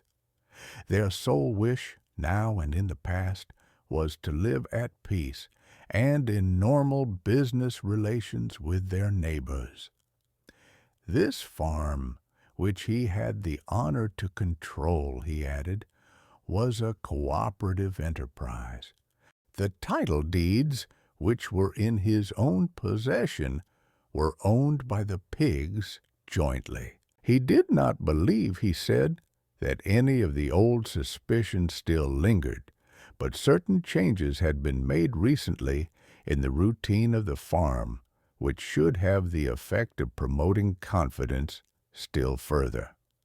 Hitherto, the animals on the farm had had a rather foolish custom of addressing one another as comrade. This was to be suppressed. There had also been a very strange custom, whose origin was unknown, of marching every Sunday morning past a boar's skull which was nailed to a post in the garden. This, too, would be suppressed, and the skull had already been buried. His visitors might have observed, too, the green flag which flew from the masthead. If so, they would perhaps have noted that the white hoof and horn with which it had previously been marked had now been removed. It would be a plain green flag from now onwards. He had only one criticism, he said, to make of Mr. Pilkington's excellent and neighborly speech. Mr. Pilkington had referred throughout to Animal Farm. He could not, of course, know, for he, Napoleon, was only now for the first time announcing it, that the name Animal Farm had been abolished. Henceforward, the farm was to be known as the Manor Farm, which he believed was its correct and original name. Gentlemen, concluded Napoleon, I will give you the same toast as before, but in a different form. Fill your glasses to the brim. Gentlemen, here is my toast, to the prosperity of the Manor Farm. There was the same hearty cheering as before, and the mugs were emptied to the dregs. But as the animals outside gazed at the scene, it seemed to them that some strange thing was happening. What was it that had altered in the faces of the pigs? Clover's old dim eyes flitted from one face to another. Some of them had 5 chins, some had 4, some had 3. But what was it that seemed to be melting and changing? Then, the applause having come to an end, the company took up their cards and continued the game that had been interrupted, and the animals crept silently away. But they had not gone 20 yards when they stopped short. An uproar of voices was coming from the farmhouse. They rushed back and looked through the window again. Yes, a violent quarrel was in progress. There were shoutings, hangings on the table, sharp, suspicious glances, furious denials. The source of the trouble appeared to be that Napoleon and Mr. Pilkington had each played an ace of spades simultaneously. 12 voices were shouting in anger, and they were all alike. No question now what had happened to the faces of the pigs. The creatures outside looked from pig to man, and from man to pig, and from pig to man again. But already it was impossible to say which was which. The end. Thank you for staying with us, for finishing this book. Reading is the key to unlocking endless possibilities. Use a book to open your mind. For more storybooks, please subscribe us.